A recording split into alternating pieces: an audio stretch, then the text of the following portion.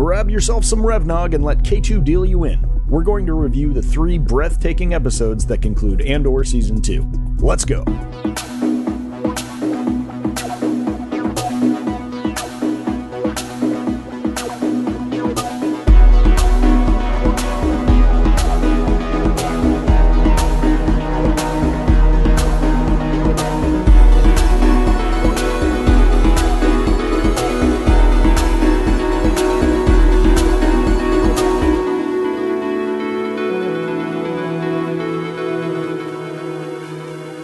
Okay, welcome to another week of Cantina Chronicles. Welcome to the Cantina. This is a weekly Cantina crawl across the Star Wars galaxy, where we have comprehensive conversations about all things Star Wars, including news, notes, and theory, synthesizing all media. We are your landing pad for all things Star Wars. This week, we are going to talk about Andor Season 2, episodes 10, 11, and 12, titled Make It Stop. Who else knows Jedha Kyber Urso? Welcome, Adam and Grant. Good to see you guys. At last, the time has come to review the season finale of Andor. Yeah. Very excited. Oh my goodness. I'm a little sad. It's like a little bittersweet. I am grateful to have this. It was a great ending to the show. But yeah, I'm a little sad that it's gone. It's a perfect, sweet little package of a show. That's not little at all. This is almost the foundational document of the rebellion now for all of us Star Wars fans. It's such a cool, monumental achievement. Shout out to Tony Gilroy and all the other writers and creators and Diego Luna and the cast. Like, just out of control quality. And to think that Lucasfilm was like, let's do 5 seasons, and Tony was like, I really think this is a 2-season thing, and I really think it's a pivotal moments in this character's life as they evolve, and also showing the evolution of the rebellion itself. It was perfect package in my opinion. Yeah, perfect length. I think I not too short, not too long. Ben, I feel you. We're depressed over here in this household. Carly yesterday was even just spontaneously like, I'm really sad that we're not going to have like Andor every Tuesday night. I mean, this might be one of her favorite shows of literally all time. Like, she is so into Andor. And like, I just be honest, this is me with Star Wars, is I had anxiety going into this season because I always get that way of like, just don't mess it up. Like, the first season was perfect. Please don't mess it up. And then even going into Tuesday night, I had anxiety because I'm like, this is it. This is your last chance to mess it up. Like, this is your last chance to blow it. And I just can't believe it's a masterpiece all the way through all 24 episodes. It's amazing what they're able to accomplish. Yeah, I think that season 2 felt different from season 1 in that it very much geared you up for Rogue One. We were in like Rogue One pitch, and like I immediately put on Rogue One after I watched this, and it's just like, I mean, it just marries perfect in like look, feel, the amount of tension, the like stakes that we're building through the whole season, and getting there, and like you really feel the intensity. And oh my gosh, it shakes hand more than just like in. It's amazing. Content. It adds, it's just like the whole look, feel, energy is just like So Rogue One came out in 2016 actually, and that is what 9 years ago, almost 10 years ago, and that also is amazing to me that like. The sets look exactly the same going into Rogue One. All the people look exactly the same. It was really funny seeing Mon Mothma with her outfit in the last episode because it looked so weird to me after seeing her like in on Coruscant. And then second I watched Rogue One, I'm like, oh, that's right. That's what they had to like match it up perfectly. Right. The robes. The more sort of like rebel leader robe attire. Almost more the haircut too. The haircut really threw me because her hair throughout the. It makes it again. It matches perfectly, but it's funny. I will say the one thing that I agree with it, that the handshake matching the look, everything. I think they need to go back and rescore Rogue One because that was the thing that took me out the most. And it's nothing against the score of Rogue One at all. It's good, but it is very traditional Star Wars. Yeah. And then you go from that, and that's the biggest thing. Like, I really think they should rescore it. Like, have Bertel and whoever. Because the tone is slightly different in terms of being very heroic. It's very heroic. It kind of threw me, to be frank. I feel like Andor is so good. It's made me like Rogue One a little less, but we'll talk more about that. Yeah, I think actually, no, I think you're right. Like I mean, it marries perfectly, but then it's sort of, you can tell there's different voices in the writing room on that. And it's a very traditional, like I used to think of Rogue One as a kind of an outlier movie, and I loved it for that. But standing right next to Andor, you're like, oh, it's a pretty, it's a Filoni check the boxes sort of Star Wars in a lot of ways. And the same thing for me, it was the score. It's like the score, I didn't even notice at all when I've watched it however many other times I watched it. But this time I was like, oh, there's like motifs for everything. And it's like very John Williams. And all you'd really need to do in terms of adjusting anything for Rogue One to me is just have a new title sequence in which the Rogue One, super and out font basically slowly appears, and you do the Bertel stuff for as longer than any of the Andor intros, which they were all incredible for this finale, by the way. And last week, we haven't really talked about the intro. The different sort of intro scores for each episode, but just to do something like that for Rogue One would be really cool, because the way it starts, you could just easily add that, and you wouldn't be tampering with the film at all. It would just be more of a sort of like a lead-in. And speaking of lead-ins, like thinking about how, if I was sad about anything at the end of the show, is almost like just how much of a lead-in it was to Rogue One. I was basically counting down the seconds in my head. I was like, oh, we are like a T-minus. Right there.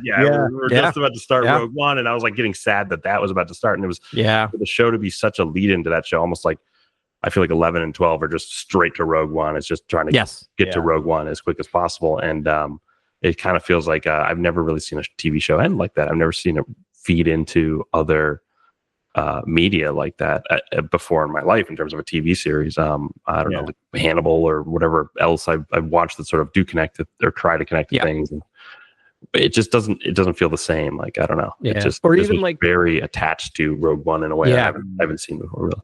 Or even like the prequels, right? Like prequels in the Star Wars, it works, but it doesn't feel close to Star Wars. I mean, it's decades later, but even like, some of the storytelling is different in terms of, like, we've talked about before, like Obi-Wan saying, great friend, he was a great pilot when I knew him, and kind of that weirdness that sometimes comes across. But like, I have a feeling if I were to show Charlie when she's like 15, and we just started with like Andor season 1 and watch Andor season 2 and then watch Rogue One, she would assume that it was shot in that order, right? Because the connection does not feel forced. It feels very organic the way it moves from episode 12 into Rogue One. Like it doesn't feel like that, like hamstrung kind of like, how do we make this all work? How do we like build it out? It just really feels like it was a plan. Because it had an end goal. It had a mission, right? Yeah. To get there. To get Cassian to put on the jacket and become the rebel spy master we know he is, essentially. Yeah. And for him to kind of like be a rogue from the council, much like echoes of like Qui-Gon and things like that. Like there's such an interesting piece to Cassian that you find out in these last 3 episodes, in that he's sort of not going to play the game the way that they want him to, and he's going to push, so that's totally kind of cool. And then, I mean, we should probably just talk about these episodes because everything's right there. That's the text. Yeah, that's the stuff. So yeah, it started off the first episode. I had no idea, no thoughts, no like preconceived notions about what any of these episodes were really going to be. And but I know a big one on this pod is sort of what was going to happen with Luthen Rail, and we find out right off the bat. 15 minutes in, Luthen exits basically, like with the last words we hear from him is 15 minutes into this arc, and he has ample warning. There is a mission being constructed to take him down, and Dedra is leading it. Dedra is constructing a team of tactical, going to tactical operations and in the ISB and sort of getting a task force together to take him down. He's told this by Lonnie, and he goes back to the shop, and we do get the fate of Luthen Rail immediately in these episodes. In 210.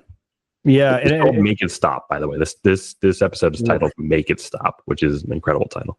Yeah, which is just really hard. But so I did not have origin story for Clea and Luthen on my bingo card. Same. Super glad we got it. But yeah, it was tough to see. I mean, tough to say goodbye to Lonnie. It was like, I think it was a little sad because it's kind of the curtain call for all these characters. I mean, like, some are going to live, some are going to die. Yep. But Lonnie Jung, it was like, he's like, too much, like, gets the mother load. He's like, I'm burned. So yeah, Lonnie, it's this is going to be a theme for the night, but all I kept thinking about during that scene was just his wife and kid. He talks about his wife and kids all the time, and I love this show. Is not it's sentimental, but not to the point of like it's going to protect people, right? Like that was the logical end for that character. It sucks, but like it totally makes sense. That's where it went. Yeah.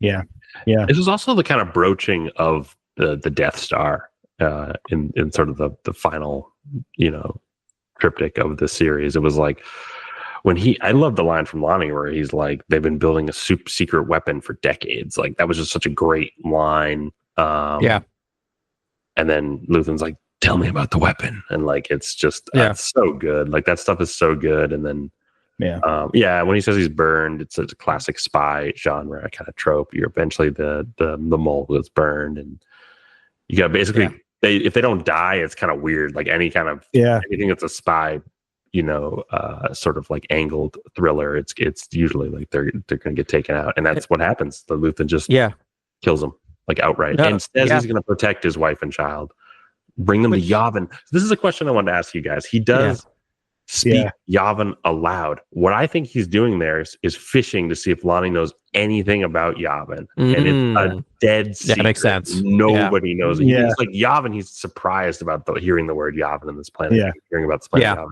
And I think really Luthen was like, how well did I hide this base? You know what I mean? And I feel like it's completely hidden. Yeah. Also knowing that incredible. It's kind of a twofer, because you're right. I think that's really smart that he was using the fish, and also knowing like I can say whatever I want to this person because he's taken it to his grave, right? Like it doesn't matter if you say Yavin. No, that was my initial read was I think that's. But I think you're right, Greg. I think it serves. He's doing something like that. I think you're absolutely right. I didn't even think about that, but that makes a ton of sense. And no, it's a great scene. It's a tough scene. It was those things I'm like, he's not going to Yavin. Like I just started. I'm like, he's toast. I was really waiting for him to get sniped, or something from like away, and then I was just like, no, they got. I was waiting for his family to be like rescued and taken to Yavin, like in the montage, one of the like crucial montage sequences we get, but that never happened. I don't think so. Based on the time frame of the show, in like no one.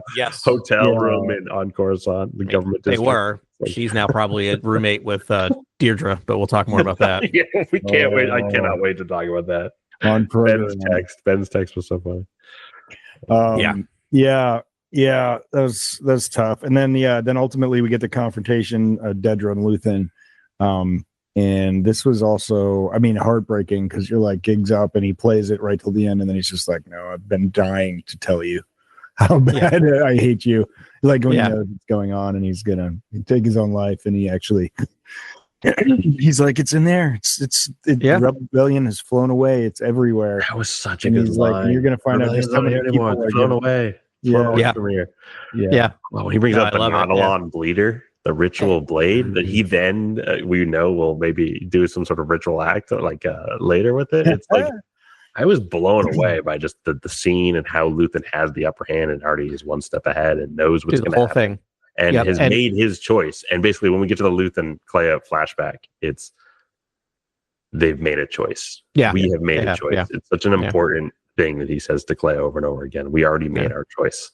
Yeah, and you feel that in the beginning of the scene in a lot of ways. Right. Yeah. And he was like an hour too late, to actually get away. Like he was burning the store and was like headed to Yavin, and right, because the scene before this, he quickly tells Clea, like, get out of here, Gorman, Scarif, Kyber, Urso, get it out, get out. Like, I'll go do the chemical burn on the comm station. Get out of here, because I think he knew. I think he knew. I love that moment when Clea's like, "Don't go in unless it looks perfect." Yeah, and he says, I think we ran out of perfect. We ran out of perfect. Like, we used the ball of perfect. I was like, that's such a great line. I was like, this is so fun. Yeah. So good. And I think I was talking about this. Maybe it was during the first 3 episodes we were covering, we were talking about Luthen's. This is what I wanted Luthen. This is how I wanted Luthen to go out, because he holds people with such standards and will burn people. Like look at Lonnie. That to be honorable, he has to do the same to himself. That he's ever in a position he can't get out of, he has to kill himself. And I remember saying that way back in the season, and I'm like, sure enough, there you go. And I'm like, second he grabbed that knife, I'm like, yep, he's ganking himself. That's it. And I loved it. I mean, it sucks, and I like that character to die, but it's so him. It was such the perfect way for him to go out. Yeah.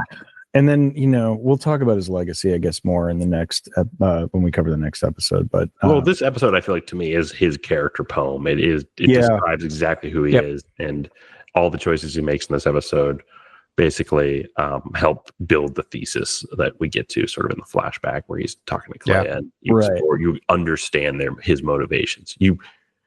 And I honestly, it was really affecting stuff. It was like this might be my favorite episode of season 2. It's very, very good in terms of exploring really Luthen's arc, which is phenomenally done in one episode, which is kind of insane. Yeah. It was like, it was nice that Tony at least gave us a full episode, epitaph of his life, and his relation to Clea, and how they found each other. And I was not expecting the flashback thing, but it's like, okay, he was Imperial at one point, and and then just happened to have a thing for antiquities and got good at it, and but was always sort of becoming a rebel leader, from the beginning, and that was great. And Clea being in a lot of ways, seems like the motivation for him to be in the life he is, because if you think about it, he wasn't this character until after he met Clea. I mean, he was clearly done with and trying to figure out how to get out. And I think just by observing her and watching her and being with her, he realized that we could do a lot of good. We can actually make a difference, which is kind of amazing. And Clea always just you not giving her much thought of her past. It was almost just like, is this just someone he just met along the way? But to be so pivotal into his choice to become like the head of the rebellion is amazing. Yeah, he's like, I can do a little bit of good here. In that scene where he's in the ship, when he's screaming, "Make it stop!" Like surround sound. It is. Oh boy. You have to listen to the ambient sound design. In that scene, especially because it's haunting. And for me, I was like, this is actually what war sounds like. It's a bunch of people on comms relaying logistical data. All the people just screaming outside. All you hear is blaster fire and people screaming outside. It was rough. Terrifying. Haunting. I don't want to skip over the Dedra Luthen confrontation fully before we jump. I want to get right to the flashback. We're about to go into there because of what Luthen does at the end of the scene. But what did you guys think when she brought out the vintage Imperial Starpath unit and just placed it on the table? It was great, right? It was a brilliant MacGuffin, sort of like that type. We've seen that unit all before. It was in season 1. It was just a nice little tie-in to me. I was like, great tie-in. It made sense because she's been obsessed with him since she heard about it. And that's when Luthen transforms from his antique, because he knows at that point now to his gravelly voice, right? And she's like, I've dreamt of this, and too many visions to remember. And then and she says, here you were all this time hiding in the shelter of Imperial peace and silence, which I was like, wow, this is an incredible confrontation. And then Luthen says she's confident and terrified as she's confronting him, and I was like, this is fascinating. And then he delivers the rebellion's flown away line, like you said. And then I like when he says there's a whole galaxy waiting to discuss you. That was like an incredible button for him. And I was like, I was so happy because she just had this sort of sneer and look of disgust the entire show. And I was like, wow, what a burn at the end. It's so good. And this scene they must have spent so much time writing this because this has to be the best scene in terms of it has to work. Yeah. And I love the fact that, Deirdre holds her own, but she is never up to his level. But it doesn't feel like, I can't explain it. Like it felt like respectful to both characters, but when you put them both in the same room, it's just like it's Luthen. No one's at that level. Like no one's at the level. Who's just mind. He is singular mind. He's always thinking about this. He's always on his mission. Singular vision. No distractions. Like you're not going to talk around that guy. And then it's the old argument that they have for the Empire, where it's like, oh no, we need this. It's order. Otherwise it would be chaos. And it's like, no, freedom doesn't have to be chaos. And and then it was great. And also it's just like you just planned like a massacre so that you could strip mine a planet. Like, who do you think you are, Dedra? Right. Yeah. Just an incredible encounter. She sees the chemical burn at the comm station in the back, the smoke rising up, and she races into the back room, and then he uses the Nautilon bleeder. Luthen uses the Nautilon bleeder to basically kill himself and engorge his gut with it, and just sort of like cut himself in the lower abdomen area, like a seppuku, essentially. Yeah. A ritual sacrifice sort of method to taking himself out. And as he's bleeding out, Dedra runs back, tells all her units to engage. A bunch of people race in. We go back to ISB headquarters. We see Hare is hearing about, or telling, I guess, Partagaz about Lonnie being killed, and then we get some Imperial CSI, and then we get to the Luth and Clea flashback, which is like, oh my god! Like I don't know if you guys want to talk about Imperial CSI or some initial ISB stuff, but all the Imperial CSI stuff just like put it in my veins. It was so fun. And here he's such a dirtbag. It's just like, I'm like, oh, I love watching him get kicked around by like guys at all. Yeah.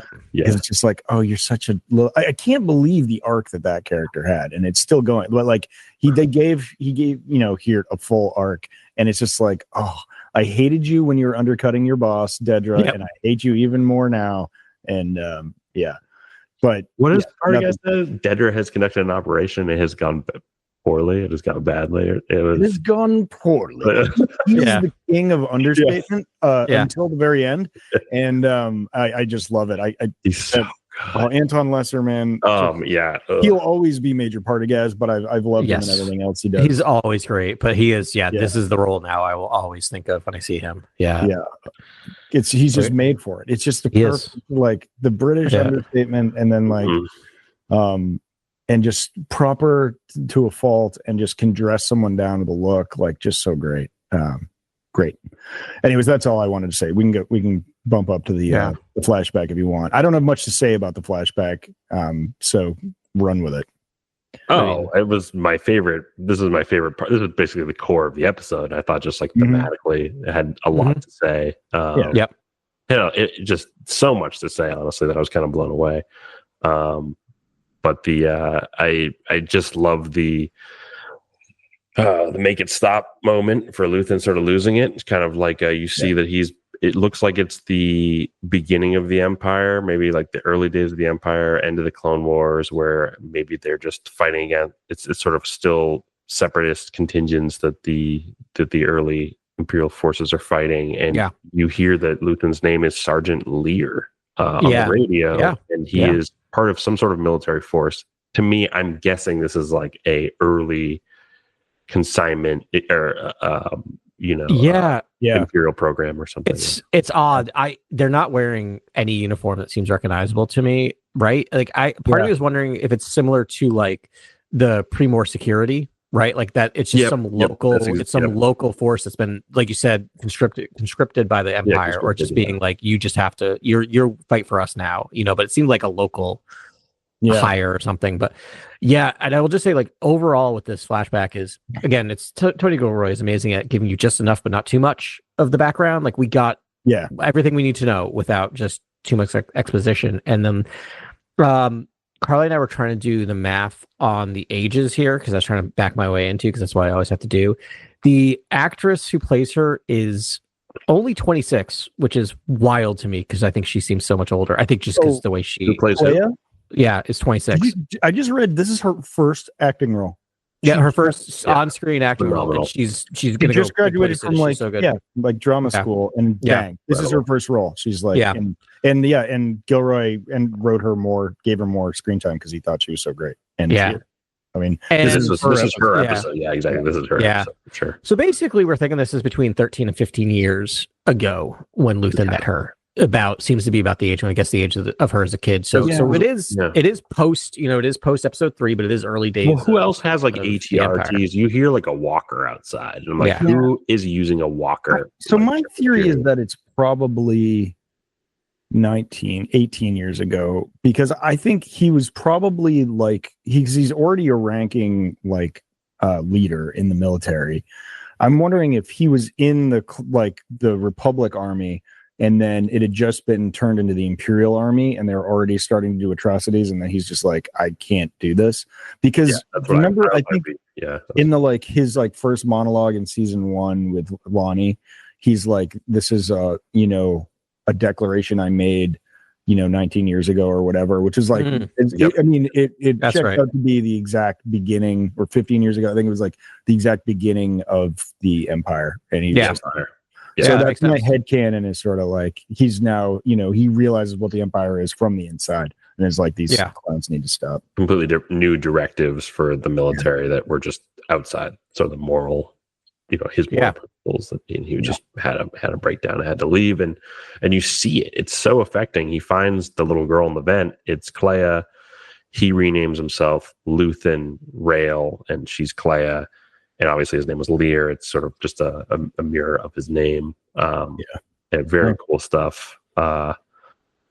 Then they go off and they leave. And that was the haunting scene. But then we intercut this flashback with Clea going to the hospital in Coruscant to finish the job. Basically kill Luthen, pull the plug, and take him out. Because Dedra has rushed him over there to get, medical treatment for the wound, obviously. And that's really cool. Did you have any thoughts about what she was going to do, why she was going there?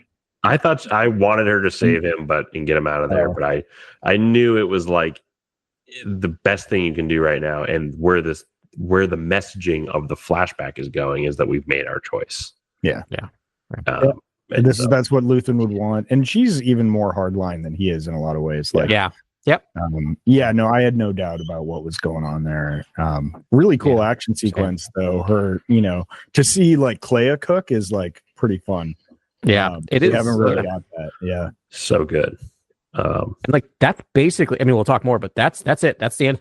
The second half of this episode is just an infiltration, basically, right? Just getting to Luthen and the flashbacks. I mean, we'll talk more about it, but it is just this. I was thrown in a good way with this episode where I'm just like, we only have 3 episodes left that we're doing like really a standalone single mission episode. Yeah. We're not even like touching the other characters. And I got a little nervous. And I'm like, no, this is great. This is exactly what we need to start this. Like, this is the insane incident. Yeah. Yeah. He segmented it perfectly that way. And then the next one's about the rebellion. And then, finally there's going to be like behind the Wilrow Hood people and the Arcana 5 prison runners, prison escape. It's going to be the Clea in the hospital scrubs, like howling. Wheeling elderly alien. Yeah. That elderly alien was perfect. I just kept laughing every time. And just the noises coming out of there's a moment in the elevator where he does make a noise and or they make a noise and Clea's like, what did you say? Like, trying to respond to it, and she's like, "Oh, that's just what this is going to be. Great, you're going to work out perfect." It's so funny. That was great. Obviously the I think they're on Naboo, and he's having the flashback with Clea, and this is like one of their, I assume one of their first like missions, and it parallels perfectly because they're blowing stuff up. But he's like, I'm about to take 50 lives right now, and she's like, "I'll do it." No, that happens a little later, but okay, I do want to get to that. Are you talking about the bridge? Yeah, the bridge. I think we're first they try to barter. You see Clea like helping him. Oh with the trader. Then you see what I thought was like a really pivotal moment of the whole flashback sequence, which was the Clea witnessing the firing line of Imperial stormtroopers, right? And like sort of you see just how hardened Clea is and all that she's been through, and how she's chosen to sort of see these brutal acts of violence, and in seeing them, it just gives her the conviction to basically resist and rebel and fight, and really cool. And Luthen stuff. wasn't there. Yeah, Luthen's like, we're leaving, and he's turning his back.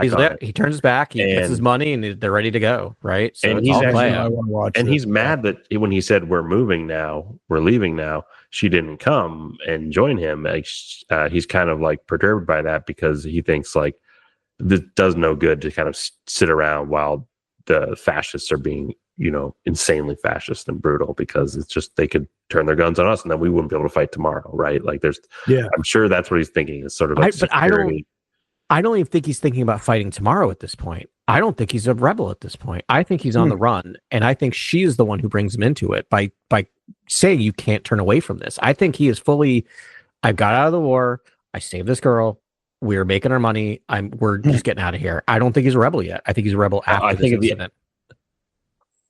Yeah. It's interesting because it seems like he has a preconceived thesis, or he's already operating on some sort of motivation towards fighting the Empire, because at the very end of the scene, he's like, we fight to win.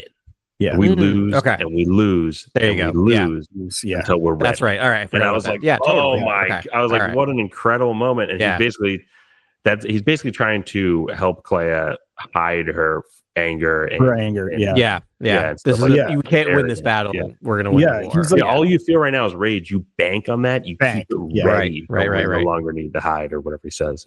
He's like, you bank it, and it's just like, so you use that when it's like in those tough moments where you're like, oh, am I really going to kill 50 people now? You're like, oh yeah, I am, because she's looking at a kid her age, getting in a fire. But after this, we get the detonator scene that you're talking about. Yeah, which is like the third. It's like maybe the third one. Yeah, it's so good. That seems incredible as well.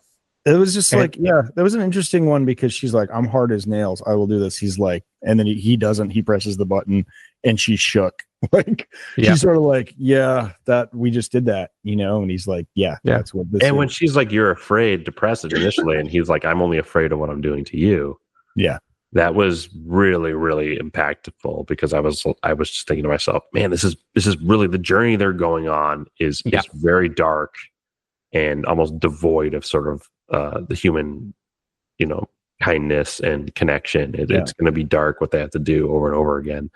And for him to be worried about that was just very human and very, very like, it gave him the sort of the moral guidelines that I thought he would follow. Like it's sort of like, I was like, oh yeah, this character is a good character, even though everything he does is debatably chaotic evil, or has to kill. And I think you need it after killing Lonnie, right? Like you start him in a dark place, and he's done a lot of dark things, and all of the other characters around him other than Clea, are against him basically at this point, other than Willem.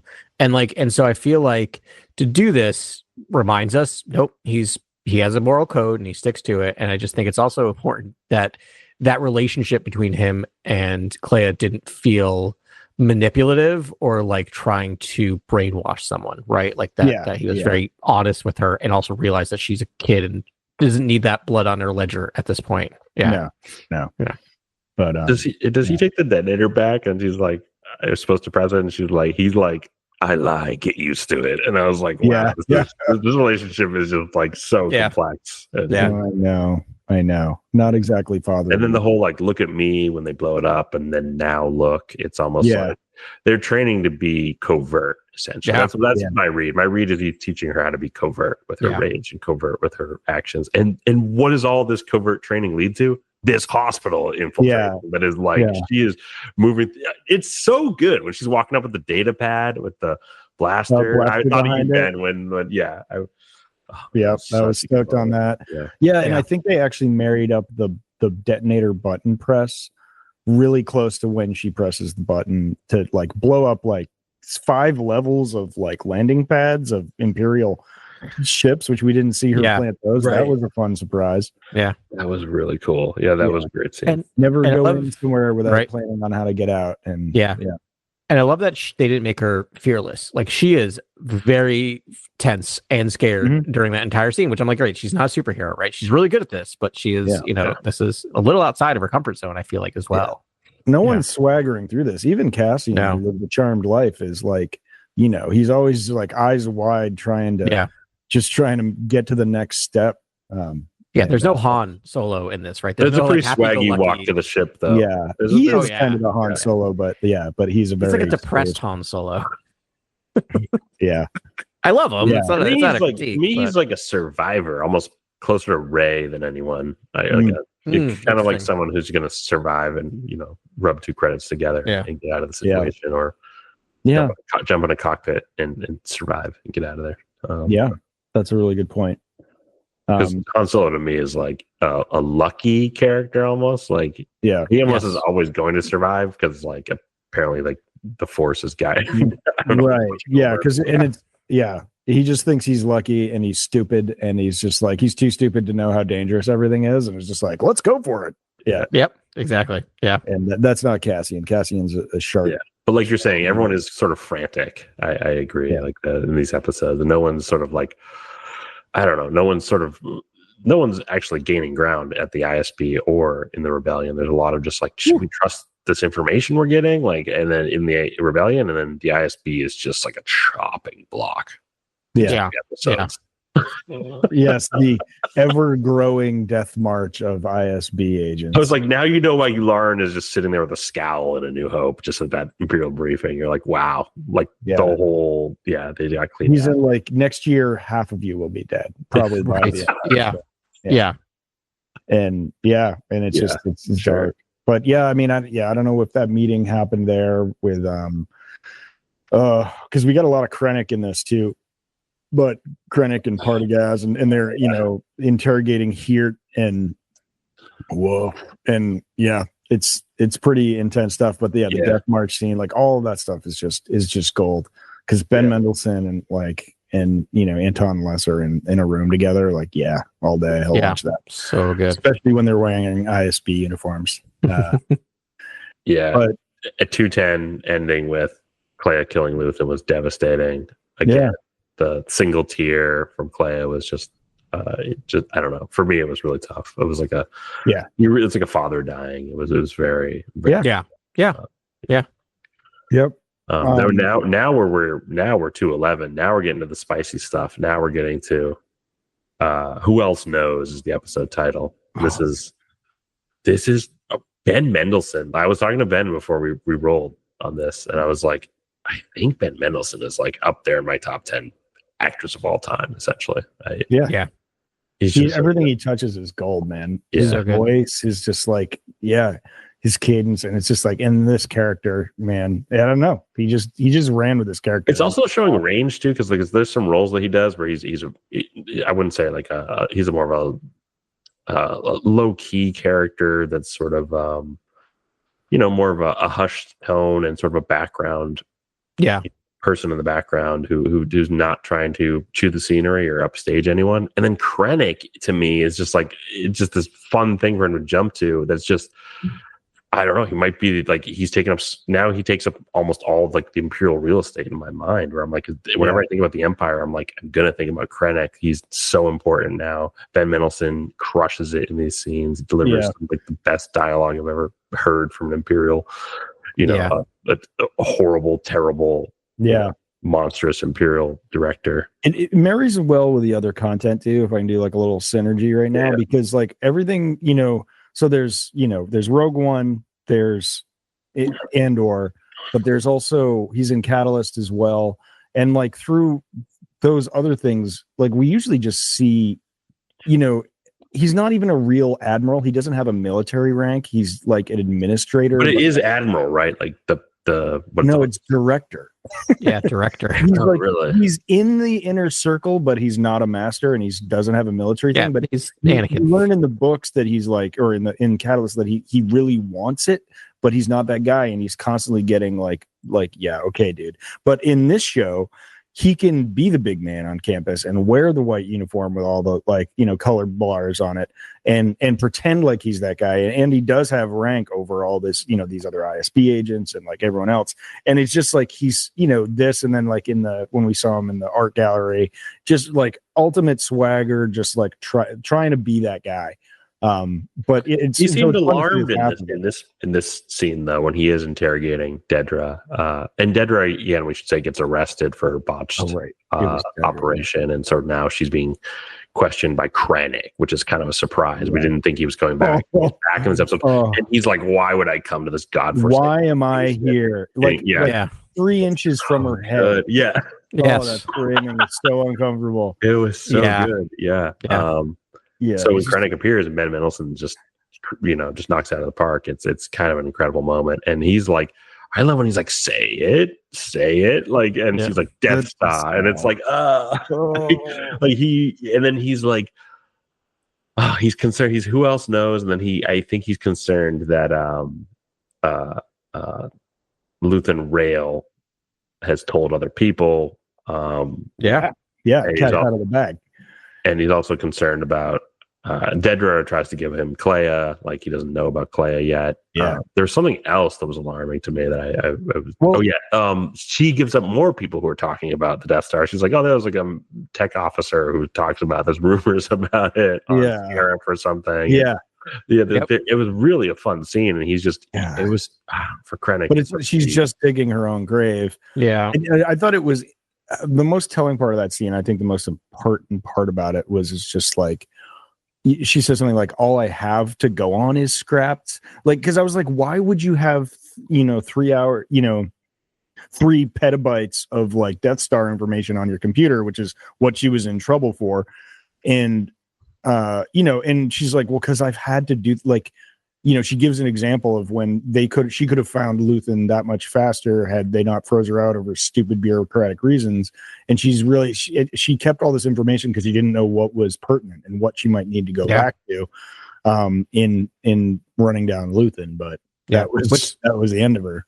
Yeah, which connects back to the first season. It's very much the way she was operating the first season, right? Of just going through all these records and collecting everything, and just looking for the needle in the haystack. And that's why she even found that he existed in the first place. Yeah.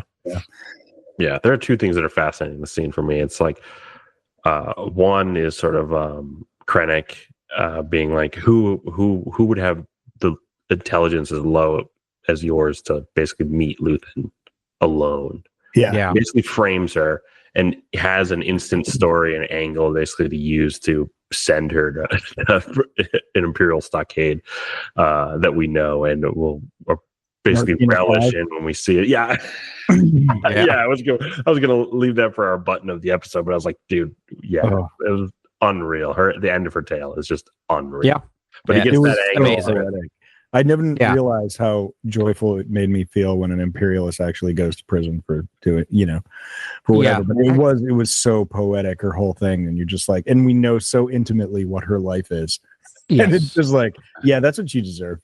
That's the thing. I feel like every character gets the best right ending for them, and I don't mean best for them, but like the right ending, and like it's amazing. Like I look back at it, there's not one character where I'm like, I don't like how their story had. Even Luthen, right? Even Luthen, I'm like, that's the way he needed to go out. It was fun. And they just gave it a lot, because I think I think I couldn't imagine a world where Luthen just died and they moved on to the next scene, and like no, they spent a lot of time, and they keep harkening back. The rebels don't know, like they've separated from Luthen since, his ultimate move was to get everyone to Yavin, and he did it. Yeah. And so it's like, he's still gathering data and whatever, but it's like his job's pretty much done. But by then he's like separated even from, his agents that work directly for him. Yeah. Because he just is hanging on and Coruscant too long, right? That seems to be the big reason everyone's kind of like, he's just lost his mind. He's still there. He needs to get out. Yeah. I don't know if you guys have a scene by scene thing here, but I'm just, my mind's just skipping around a little bit. But I do eventually want to talk about like his legacy within the rebellion, and how, like Will and Cass and Vel had to like vouch for him. Like they're the ones that like really knew him, and they're like, yeah, he's a pain in the butt, but like none of us would be here if it wasn't for him. And like, it was fun to see them stand up for him in the, already bickering rebel pseudo alliance. I did feel like, for me, this entire season has been that Luthen has allocated all the funds, resources, network, done everything to build Yavin throughout all the time that we've watched this series, and it's taken place in the galaxy. And I feel like Yavin is Luthen's nest egg, like his designed rebellion, putting the right people together. Knowing that he'll have to, he'll eventually leave the picture. Given that he's so close to the ISB and he's so close to the heart of Imperial intelligence, where he knew he was going to get caught. They're probably constantly investigating, everyone. And it would have been cool watching people around Yavin, though. But but didn't he have the line around the first season along the lines of like, well, it's funny that we'll never be around to see what we've built, or something like that line, right? And like that's and that's the truth. But it's but I hope that like they still have to fight to be like, no, this guy was amazing and he should be revered here, and we should, because that's where we are in this 11 episode 11 where we catch up with Andor on Yavin playing cards. We're playing with K2SO. And Melshi. In Melchi. That is like, I can't wait to rewatch that. Like, that's something again I could watch. It was such a fun little like bungalow too. Like, I would hang there. That's great. I mean, I think Tony Gilroy explained or describes it as between after Bix left, it's basically the frat house. Like, that's what you're referring to it as. Did Melchi move in with him? Like, I think probably he's there all the time. He like passes out on the couch. Yeah. I mean, that is the sweetest pad on Yavin, no doubt. I mean, like, anyone you escape prison with, like, you're gonna trust them forever. It's like that's just the bond. Forever. Yeah, they're brothers. That's so you love that, and so you love that it's almost K2, Melshi, and Andor. It's sort of the three of them. It's very cool, and to see Melshi and Andor with the kind of earpieces later being these like rebel spies, I was like, this is cool. Like, this is a really cool destiny for these guys. And then Andor, like you're saying, Ben, Andor's fighting for Luthen and fighting for Clea and asks the Circle if he can go and rescue them, or he just doesn't even. He thinks it's he's just going. He doesn't know it's Clea. He doesn't know. Right. He doesn't know it's Clea. Yeah, that's right. Yeah, but he's driven to go save Luthen and help him because Luthen chose him and saved him, and it's just a really fun relationship. And it's just another in a long line of him stealing that U-wing. Yeah, right. Absconding with Draven shaking his fist at him again, being like, it makes Rogue One really funny in that way. Like, he did that twice in like 7 hours. Like, yeah, exactly. Draven needs to kick back with some Tonneray and just take a day off. Draven needs to relax. I feel like, he's stressed out about all the takeoff and landing. Yeah, charters. Definitely responsible for a few gray hairs. That poor guy, but it was great to see so much Draven in there, and it was. The council was cool. The sort of Yavin council. Like, what did you guys think of that stuff? It was cool because it was just a piece of it. I don't know who Merrick is. They mentioned his name twice. Oh, that's Blue Leader. Oh, that's Blue Leader. Yeah. Okay, that makes sense. Yeah. Oh, that's because they were like, Merrick would have gone into a X-wing and shot him down himself. Was the line, I think. And that makes sense. So that's Blue Leader. And then the other guy is, I should know. I always Dodonna. Yeah. And they're back in Rogue One. But for whatever reason, they had the small council, but they had the two naysayers there. Yeah. And they're just like, oh, they got burned so bad. He's like, like you haven't built this place.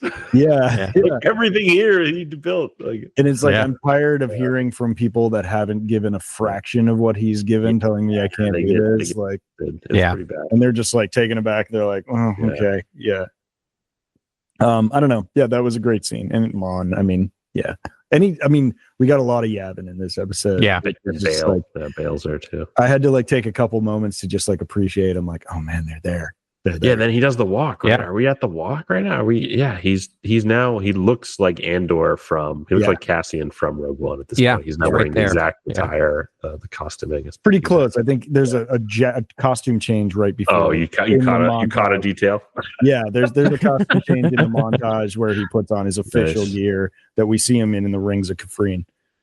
They talk. Did they talk about Kafrene yet? No, they're talking about it. It starts to come up. Yeah, that's where I'm starting. I set my watch right then and there. I was like, we're going right into Rogue One, and this is.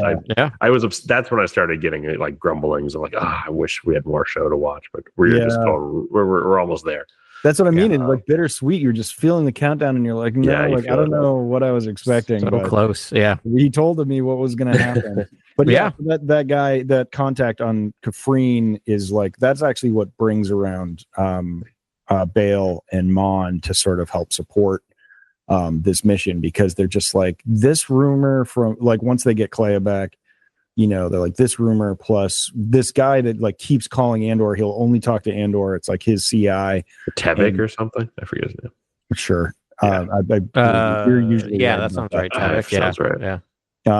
Yeah. And they're like, it can't be coincidence. It's too many things. But the Clea extraction, so tense, because like I was like, I don't think she's gonna live. Like, I didn't either. I did not expect her. To get out. Yeah. She gets like flashbanged and flies into a cabinet and bashes her head pretty hard. But I mean, like, there's so much, like, so tension. They're hot on their like they're so on to Clea, and Cassian doesn't even know it, and they just storm right in there, find her. You know, it's Melchi, like just he and Melchi were gonna do it, and then of course, like K2 being K2 is just like reads the room better than anyone. He's like, no, you need me.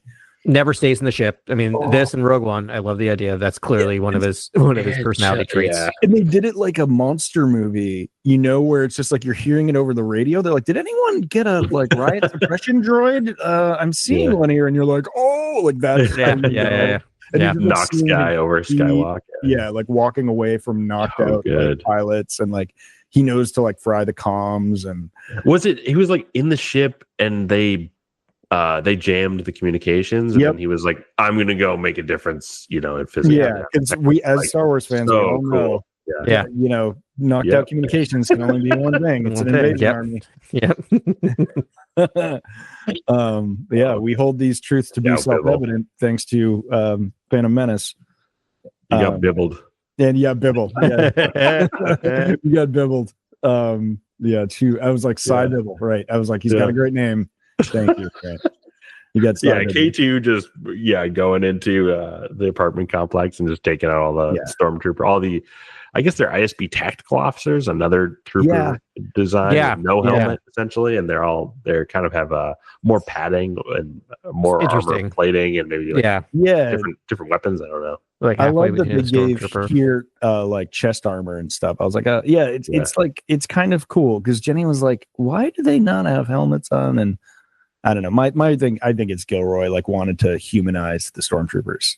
Like, instead of dehumanizing them, he wanted to extra humanize. Or it's Coruscant, the heart of the Empire. Like, why would you wear a helmet here? It's almost like they got stormtroopers. Like, why wouldn't you have a squad of stormtroopers to do that? You know, but it's like an ISB probably mission. Sure. Yeah. It was odd, but I just kind of went with it. Not odd, but you know, it bumped up against it. I'm surprised of how limited their assets were. It was like one squad, and they didn't bring any droids. Yeah. Like you'd think you'd have like 2 Viper droids just like on the perimeter, just scanning and ready to blast anything. And like they had just, you know, just a small tactical task force, and K2 just makes quick work of all of this Deus Ex Machina in the realest sense ever. Yeah, I mean literally. Yeah.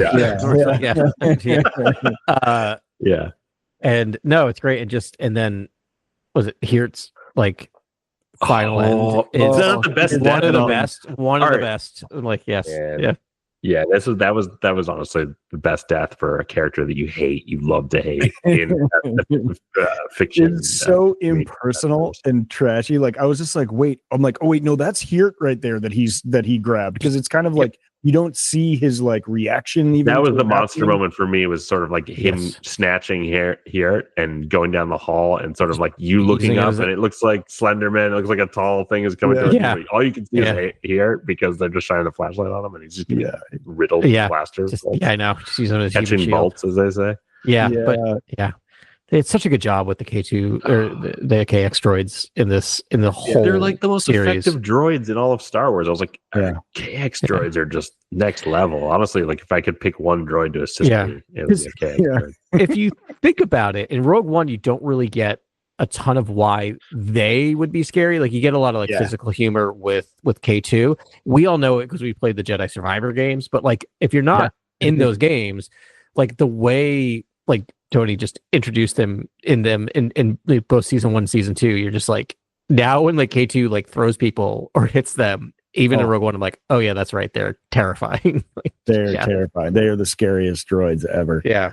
We get the line where he's like, they're like, have you ever been to Coruscant? He's like, once I was in a parade. Yeah, that's right. He does do that. 200 KX droid. The Emperor was there. He like kind of says the Emperor was there.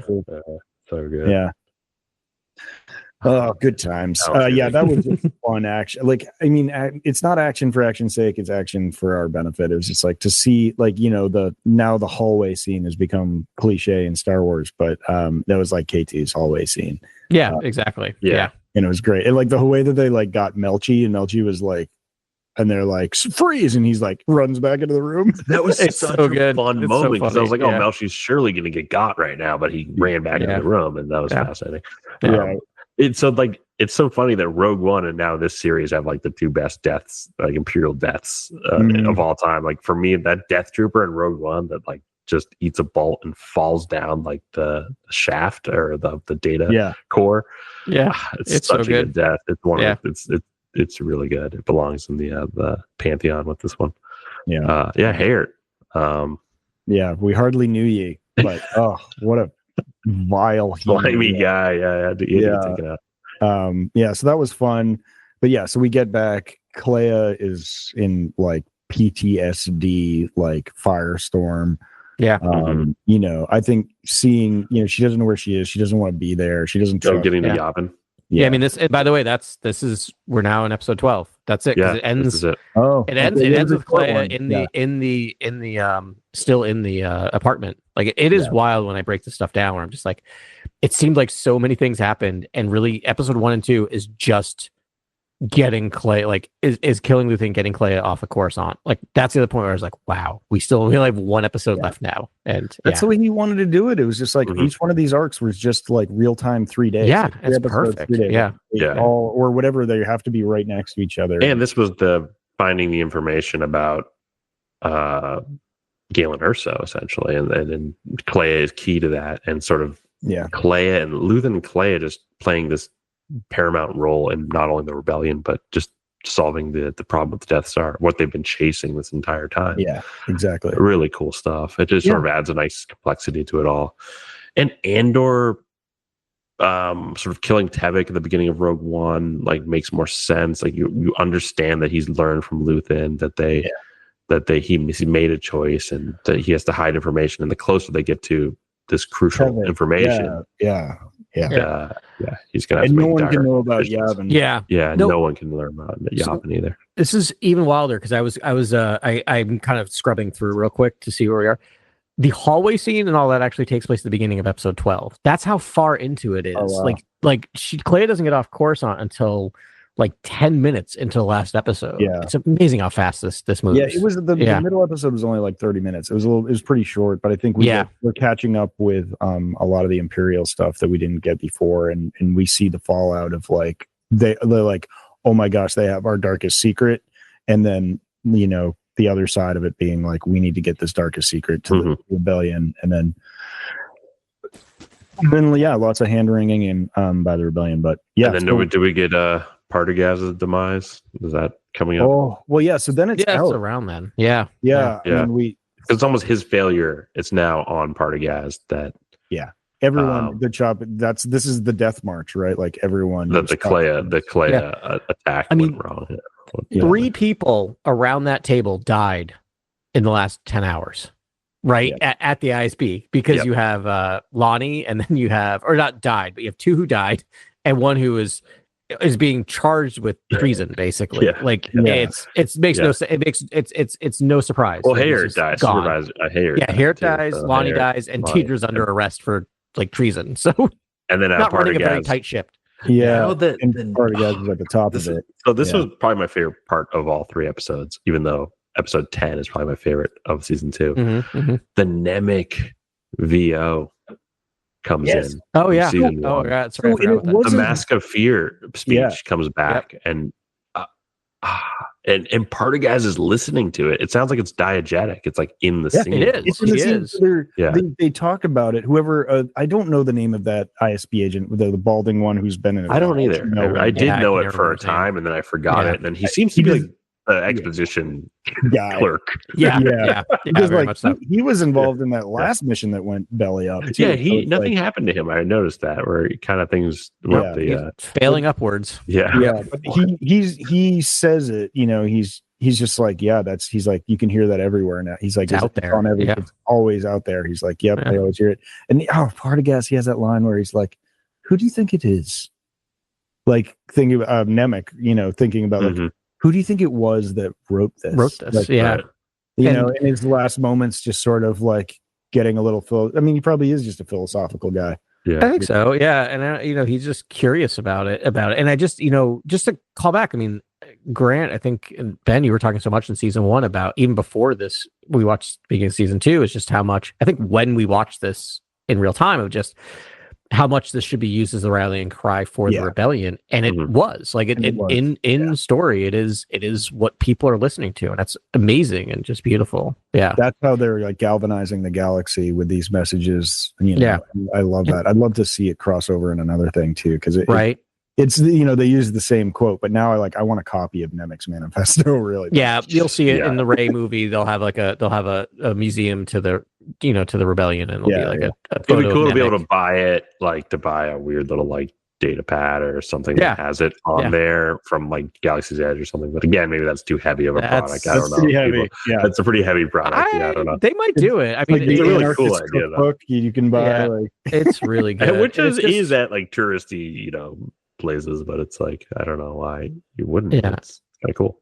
And Nemec's death is to me one of the hardest deaths in season 1. It is. It's really tough, and this makes it somewhat better to at least know that he got what he wanted. Like he accomplished what he wanted even after death. Like it's amazing. Yeah. And then words, and he's like, ideas are going to win the rebellion, and he's not wrong. He's wrong. Yeah, he's right. Yeah. I was hoping. Impression as the Mask of Fear is just such a brilliant idea. And, the thesis and everything Tony Gilroy gets out with Nemec, I think, is just so beautiful and almost like the center thesis of everything that you're watching, but just sort of like encapsulated in this one manifesto. That's brilliantly written. Then Partagaz takes his own life. Yep. I just, again, like understatement to the end. He's like, I was wondering if you'd give me a moment to just get my thoughts. And the other guy knows exactly what's going on. Right. Yep. The door shuts. I love when the other supervisor puts his hand up that the troopers are ready to go in there. He's like, it's fine. Yeah. Give it a second. Just give it a minute. That was it was so interesting to see. It's fascinating when like Tony's sort of exploring a fascistic organization and how the hierarchy works and how people climb rank and and how it's this like just brutal rat race, and people are just seeking credit and are being selfish, and in so doing that they're basically burning themselves, and there's the level of competition is just so intense, and it's a total chopping block, and you just feel it, and to me it's just like a great sort of spear to stab the central idea of running any sort of fascist organization, because it's like it's never going to work. Everyone's just going to like all the egos and the selfishness are just going to destroy it from inside out. And there's a few people that are doing their best though, that are like Partagaz is one that's like, I had my doubts about this girl, but she's talented, so I'll help her out and I'll give her some leash and I'll let her have these projects. And then it's like, and then he's like, oh, not only did she cook herself, she cooked me. And I should have known that. And it was like, best intentions sort of thing. And I mean, he is the one who gets her arrested, though. Like he is the one, and he tells her in the beginning, "Watch your back." It's like the last little thing he abuts a statement with, and it's. But I mean, ultimately, it was her decision. She acted on her own to do the mission with Luthen, and tried to steal it out from under here, and like but her doing that and was like really cooked her, and it cooked Partagaz as well. Yeah. I wonder, with the sort of with like the Krennic being around and sort of there's sort of top down sort of scrutiny of what's happening with the information surrounding the Death Star. I think Partagaz feels pressure, and then I think it's almost like people have to now take blame, and blame is sort of part of this thesis of why fascist organizations won't work. Exactly. Like, there has to be a scapegoat. There has to be someone to blame. Sacrificial lamb. There has to be.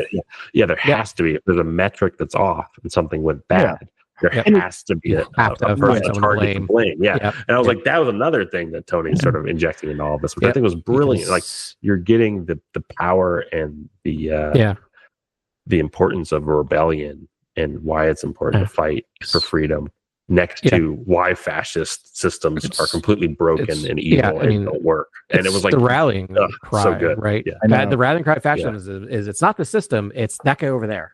Yeah, that's great. We wouldn't have a problem if we didn't have so many squealers. Right. And especially when the top of your autocratic pyramid is Dark Lord of the Sith, that's when actions have consequences, real consequences. The Emperor was there. So, the fact that again, I just think it was just such a classy move by Partagaz. Is like, I know the gig's up. I'm not going to go through a tribunal or get electrified by Darth Sidious, or like, I'm just going to take my own life. Let's just end this now, shall we? And right? Yeah. It's the most Partagaz thing that Partagaz has done. Yeah, exactly. Yeah. It was. Was that a DL-44? I didn't get a good. It was a DL-44. It was. Oh my goodness. I was like, ooh, that's a nice weapon right there. That'll do the job. Does it in style. Yeah. And he I don't know, he probably didn't have that on his uniform, but that feels like a custom add-on. Yeah. I don't know. Yeah. And I don't know why Tony chose a DL-44, but Anton Lesser just knocking, just amazing. Ben Mendelsohn, Anton Lesser. They had that off where Dedra. Oh my gosh, they had a great interaction where they were kind of arguing, but Partagaz just goes, "I would save your bluster for the Emperor," and that actually brought Krennic to be like, "Yeah, you're right. We're all cooked if we don't play this right." Yeah. There were a lot of mentions of the Emperor, Palpatine, and it was so funny when Krennic. It was so funny when Krennic came in to interrogate Dedra initially, and he was like, "Did it not feel palpable?" And I was like, "Palpable? What an interesting choice of word!" Word. I was like, I didn't even think people would say palpable, knowing that there's someone named Palpatine in the galaxy. Yeah, you can't say it was just funny. I was like, "This is so funny," and it just felt like maybe it was Freudian. Maybe Krennic is just constantly thinking about the Emperor. I think so. He's terrified of the Emperor. Yeah. And once we finish the episode, I do want to talk about some things I was hoping would happen that I was like, oh my God, if this happens, I will freak out. But there's no room for it. And Tony really had a strong theme that he was trying to fortify and not sort of drift into what you're talking about, dark sorcerer territory, or drift into some other territories I would love to talk to you guys about, because I'm like, maybe they'll do this before the show ends, but we'll get there. Yeah. But, are we at the sacred montage yet? I think we're pretty close to the montage. It's all sort of wrapping up. Is there another scene that I'm missing before they're? No, we already talked about the council for meeting. a half an hour. Yeah, Radis. Radis. I was going to say Radis. Up. Yeah. Radis running around was cool. Yeah, I love that he's just he runs a tight ship. They, I could watch a bunch of Mon Cal. Their view of the rebellion. That would be something I would. Yeah, let's just do it, because I did want to just go on a tangent about the Mon Cal. One thing that I feel like if this is the sort of foundational document, like the Magna Carta for the rebellion, this series especially, sort of covering all the pivotal junctions of this rising rebellion, I was a little saddened that we didn't get sort of more glimpses into the Mon Cala and.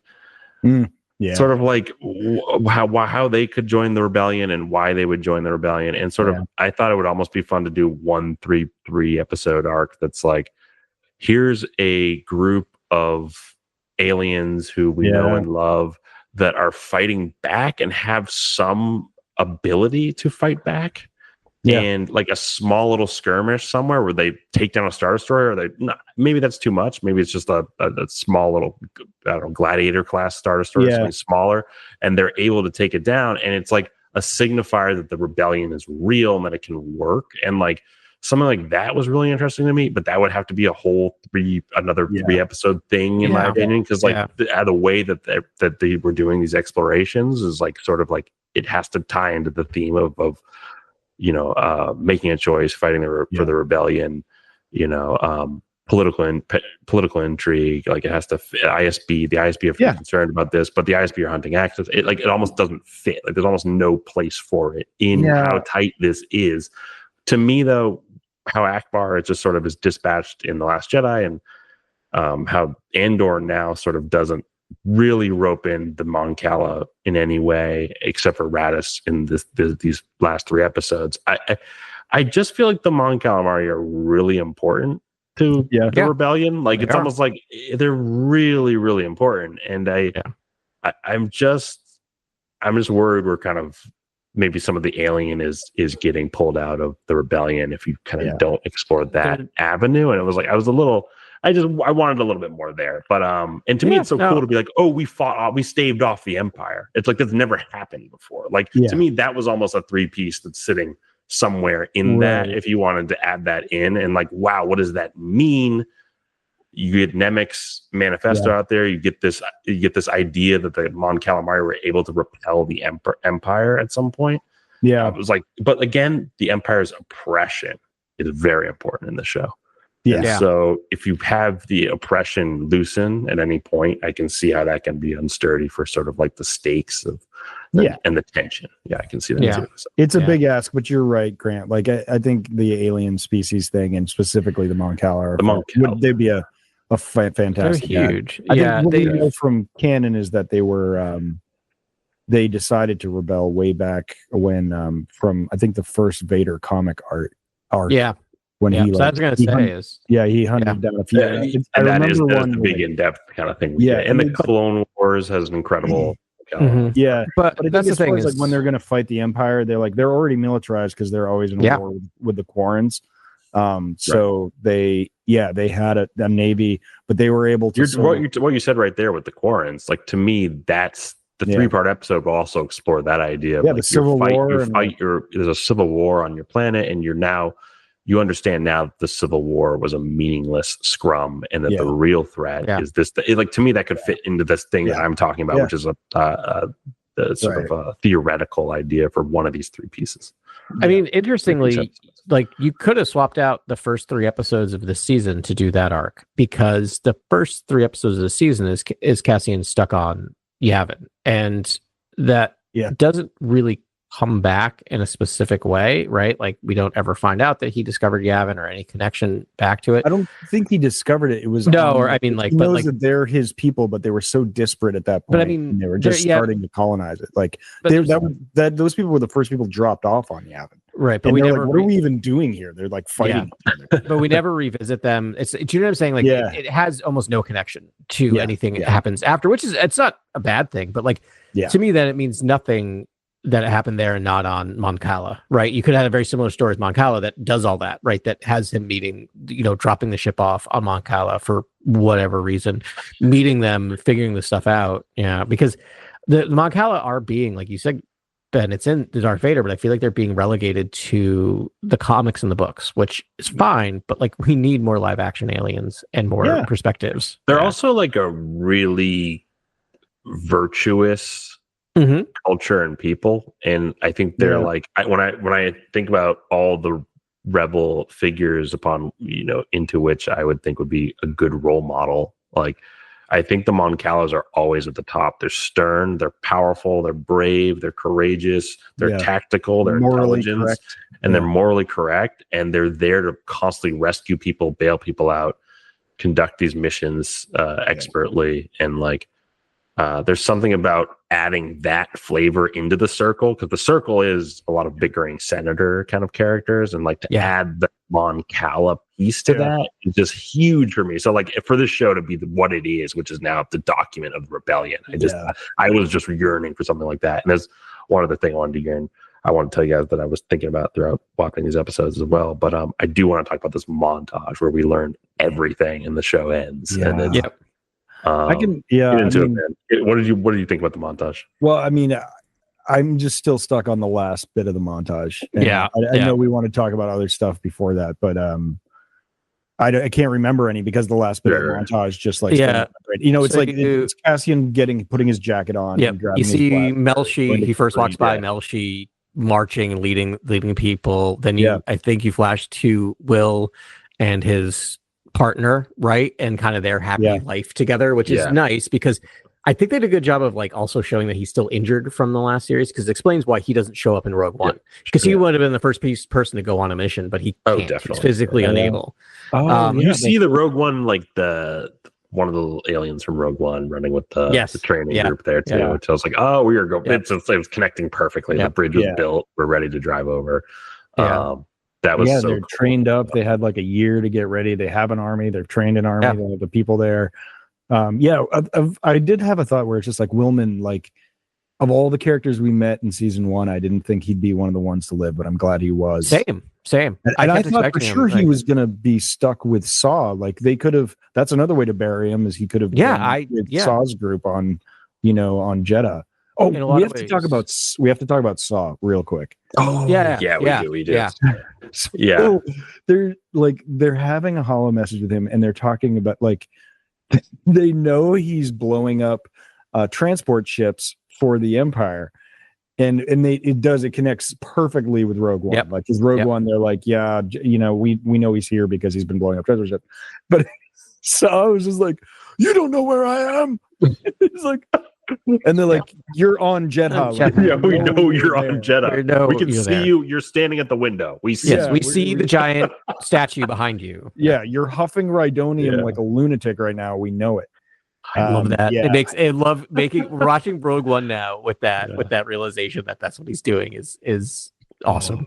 Yeah. You came here to kill me. Yeah. It's one of the best lines ever. Best delivery of all time. So good. Yes. Yeah. Oh my God. Yeah. So good. Oh, okay. I do know another. We didn't talk about Vel and Mon that much, which I feel sad about. So I was gonna say, so that's the next people we see in the montage. Okay. You've got a list. Okay. I have sitting together. Oh, you have the montage breakfast. Yeah, the montage. That's after Willem. We cut to Vel and Mon just kind of.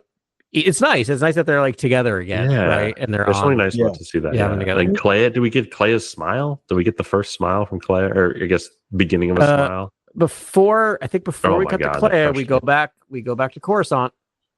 Oh, but I just wanted to talk about Mon for a second. She's happy. I think when I saw that, I'm like, that in juxtaposition to like her sitting at a table with her family. And it's just like, she's like, she's in the thick of it, but she's found joy here.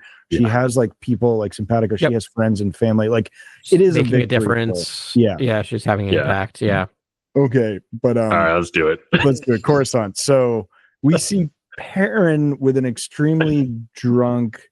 I guess who would that be? It would be his. It's the wife of. It's his stepson's or no his son-in-law's mom. Yeah, there you go. You mom. There. Yeah. Right. And he's drinking. He's on the bottle too, or he's drinking wasted. Quite a bit. Yeah, Perrin. 10,000 mile stare. So I found out some information today. I saw an interview. Okay. Someone asked Gilroy, because like Gilroy's must be like talking right now to media, like he is letting it all out. And I think we could have invited him to the pod, and he might have. Might have done it. Well, we'll try. We'll try. We'll get our people on that. And by our people, I mean when I have 5 minutes, which will never happen. But next time. So he said there was a deleted scene. There was a scene that I don't even know if it got shot. Yeah, but he had it written, and it was going to be a scene with Mon and Perrin before she gets taken out, where taken to Yavin, where he's like, or like a phone call or some sort of exchange, I think, like where he tells her, he's like, you could have trusted me. I would have been there for you. Like he's like, they interrogated me every week and I never gave them anything. And Tony just said, he's like, I guess it'll just have to be my head canon. He's like, but it would have just been so depressing, because it's like, it would make her feel worse about, leaving her family, that she really had a real one in Perrin. So, I mean, that just gives credence to my theory that like, he's like, I knew everything. I knew exactly what you were up to. And he's like, I always supported you. Yeah. And you could have trusted me if you wanted. It also would have made you feel, the audience maybe feel a little down on Mon a little bit, which I'm like, you don't need to feel that right now. Like, just give her the victory. Right, she's the guiding light of her. Yeah, exactly. You had to do what it was. So it got the thing, but it did make me feel a little better about that earlier scene that I was talking to, where it seems like Perrin's giving her crap about Tay Kolba. Yes, but he's really like, you need to watch yourself. They are onto him. He is a loose cannon, and you need to take care of that. And that works for my head canon there. Yeah, totally. For me, the whole Skycar, moment to me highlighted that without Mon, Perrin is just enjoying the indulgences of sort of high society and has nothing else going on. That's kind of a sad state. It is sad. It's also like a bit of that, like, fiddling as Rome burns a little bit, right? These two just rich, privileged people just getting driven home drunk after a party while literally the Death Star is about to start blowing up planets, like they're gonna sleep through their world's 9/11, basically. Right. Yeah, exactly. Just political inaction at at its most sort of visual point. Right. That's a hangover. They wake up and then Alderaan's just got Yep. And then we are cross-cutting between Clea and Deirdre. This is interesting. This is Deirdre. This is interesting. The only time we do the cross-cutting between characters that we're actually like learning their fate at the same time. One finding hope in a rebellion, like smiling, right, for the first time. Smiling. Yep. Yeah. Like we're earlier in episode 10. They're bartering with that traitor on who knows what world. But she says, "Oh, that's right. Deal, but no smile. No smile. Yeah, and it actually ties to this. It does. That's really good. I never put that together. And sort of like, because she's been so hardened, right, working with Luthen, and she sees what she now sees what built, she and Luthen built, right? It worked. And seeing that's coming together, that all worked, and it was worth it. Probably is what she's thinking about. And I love the whole like Andor saying that Luthen made it worth it. Yep. When he died. Yep. That was really powerful stuff. Yeah, it was. Yeah. But what do we get after these? So we get the Dedra, okay. Which is, and they show her twice. One super tight, but you see a little orange. You see the orange. You know where the suit. It could have been any prison, but no. We do a pull, as we do a dolly out. We see that she's in the exact same cell that we remember from Narkina 5. Yes. I have a kind of large Star Wars questiony thing about this is like, so we know those prisons are not ethically run, which means they're not going to survive past the Empire. So like, what's Deirdre's fate in like, say, 3 years when the Empire crumbles? Like, because they have to go liberate those prisons. Yeah. I think she probably does 3 to 6 years in there. Yeah. And then that's like backbreaking work in there. Yeah, like I don't know. It's true. She might not make it, but she also could show up. She could just show up in the Mandoverse. Like, she could show up in the Mandoverse. Yeah. She seems to be having a really hard time in prison, though. I'll just put that out there. I don't think it's crumbles and sulks into her hands. Right. What's it like for an Imperial in prison? It's like a cop in jail. Cop in prison. Right? Yeah. Like she was an ISB. She'd have to with no protective custody. They just throw them in with the everyone else. Yeah. No, it's true. Yeah. I bet she's looking at that hot floor real careful at night. Honestly, that was kind of my thought. I'm like, she's just gonna hop on the floor one of those nights. Yeah. That's what someone did, right? In the first season. Yeah. That's terrifying. I think, she actually, I mean, as far as like on the Sisyphusian meter, she's pretty high up there. Like she raised an Imperial Kinder block. Yeah. To scavenge for any scrap of information she could get to climb rank in, intelligence, and it's had to work 4 times as everyone else because she was a woman, and just like no one liked her. Finally found some semblance of love, but like through her own actions gets her like. Whatever happened to Blevin, like her rival from the first season? I kind of forget. Oh, good point. Yeah, I just forget. Blevin. I just forget what happened to him. I don't know if anything did. Oh, he might have. Was he on Ferrix when it went up? It is in his sector, right? Ferrix. Yeah, Ferrix's it was, sector. but then they gave it to Dedra. That's right. They gave Dedra the planet. I thought, or just that system. Yeah, I don't know. I kind of just assumed he was not doing so well that he got fired or whatever the equivalent is. But I loved I thought their tension was sizzling. Yeah, it was really good. Yeah. But she ultimately that was a victory for her. She defeated him, but then undercut by her protege, and then and then ultimately just fail, feeling like she's doing the best thing, tied up in a genocide, and then fail prison. Yeah. It makes me so happy. It made me so. It's choked by her fringy boyfriend. It's scary. She's the worst boyfriend in the world, by the way. But their fates are amazing. Like Tony Gilroy, he just gets smoked and she's in prison. Yes. Tony Gilroy says he feels sorry for Cyril Karn. He's like, I get him and I feel bad for him, and it's awful. He empathizes, and I was like, I just kind of. I'm over here being like, I don't know. After you choke someone, No, I mean that is I immediately cannot feel for this character. We throw that. I don't know if he's a sociopath, but I will say that I feel like we talked about doctor. Like, I'll put that on the record. It's not a real designation. I will say that I feel like we talked about this before. Is like he could have very easily been part of the rebellion as much as he was part of the Empire. Like he was just looking to belong somewhere, and that's why I do feel like some sympathy or empathy to that general character. But yes, Grant, the second there are plenty of moments where he went too far where I'm like, nope, now it's too late. Now it's nope, nothing. Sorry, bye. For sure. Yeah. He's such a dunce.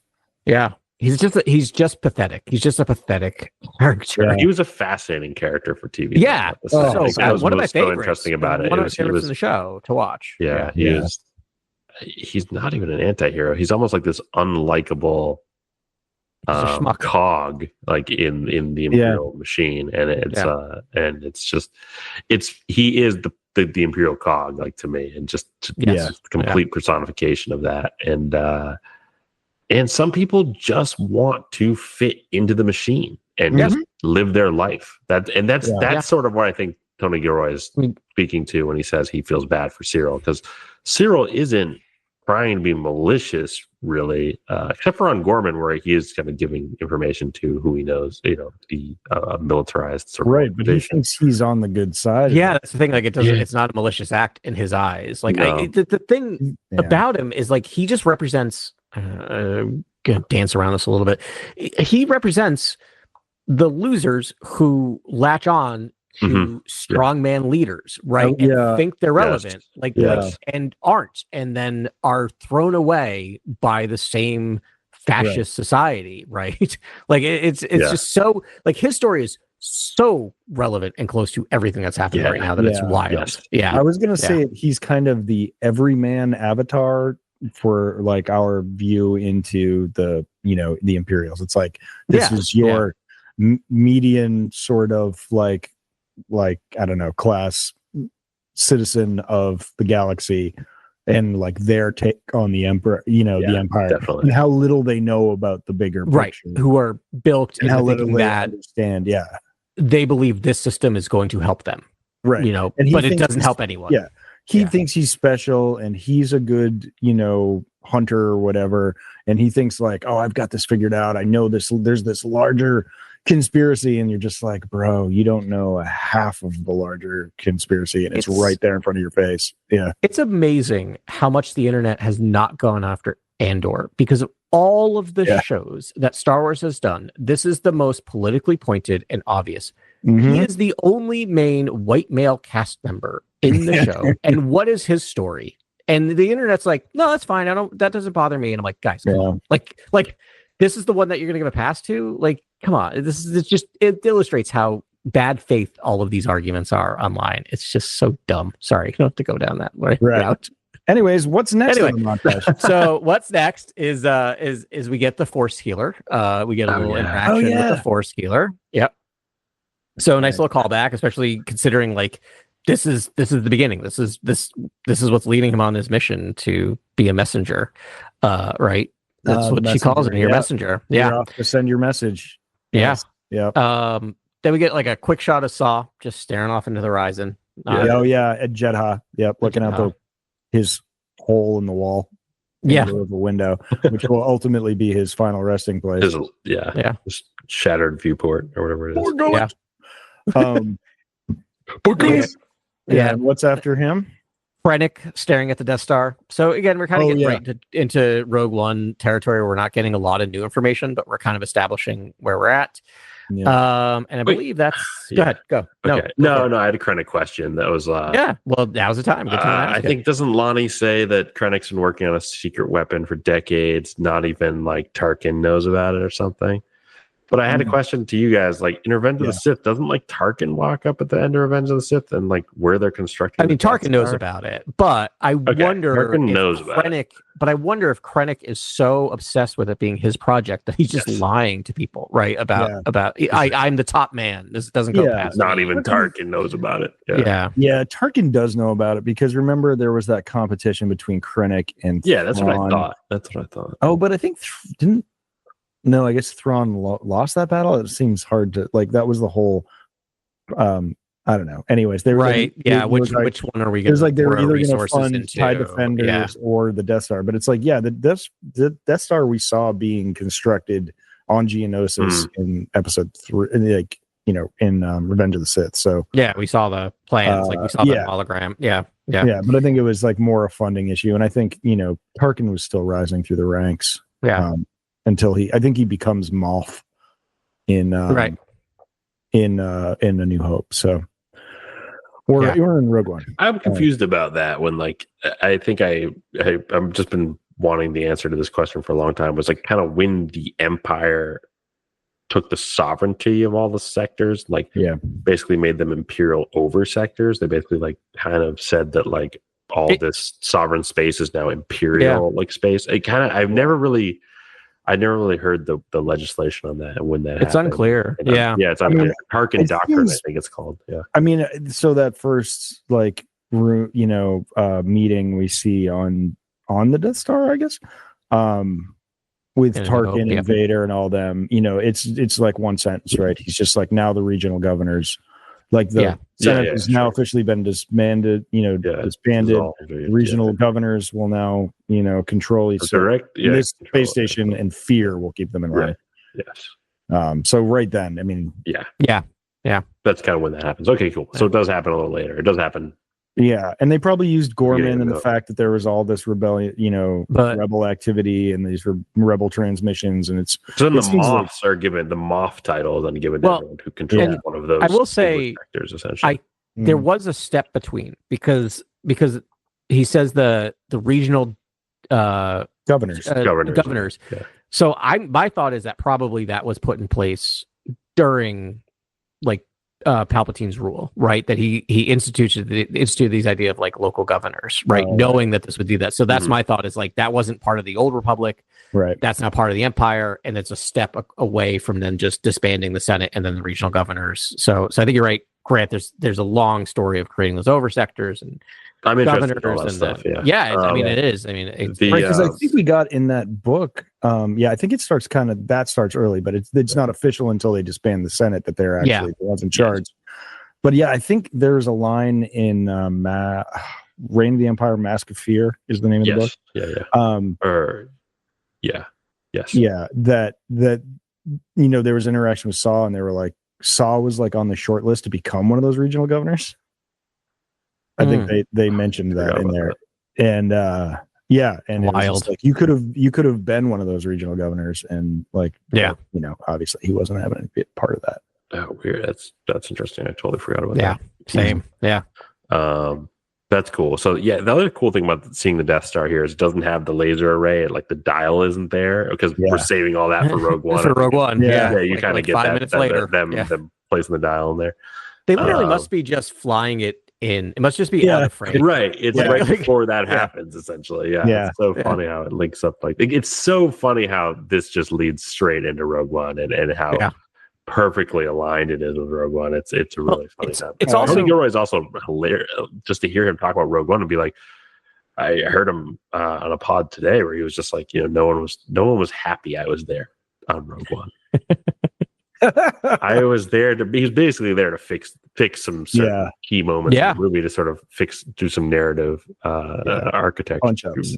Punch-ups on it. Yeah. And so it's and what a job he did. I get it. And sort of I think that he was just really trying to make that movie, make Rogue One sing, and I think this perfectly does that by just adding so much context and more lore. It's so true. It's amazing. But Rogue One also even feels like an Andor season 2 thing, because I was watching it, I'm just like, it starts with a different character and their backstory for a little bit, because Jin, and then you get to that's what Andor is doing at the Rings of Kafrene.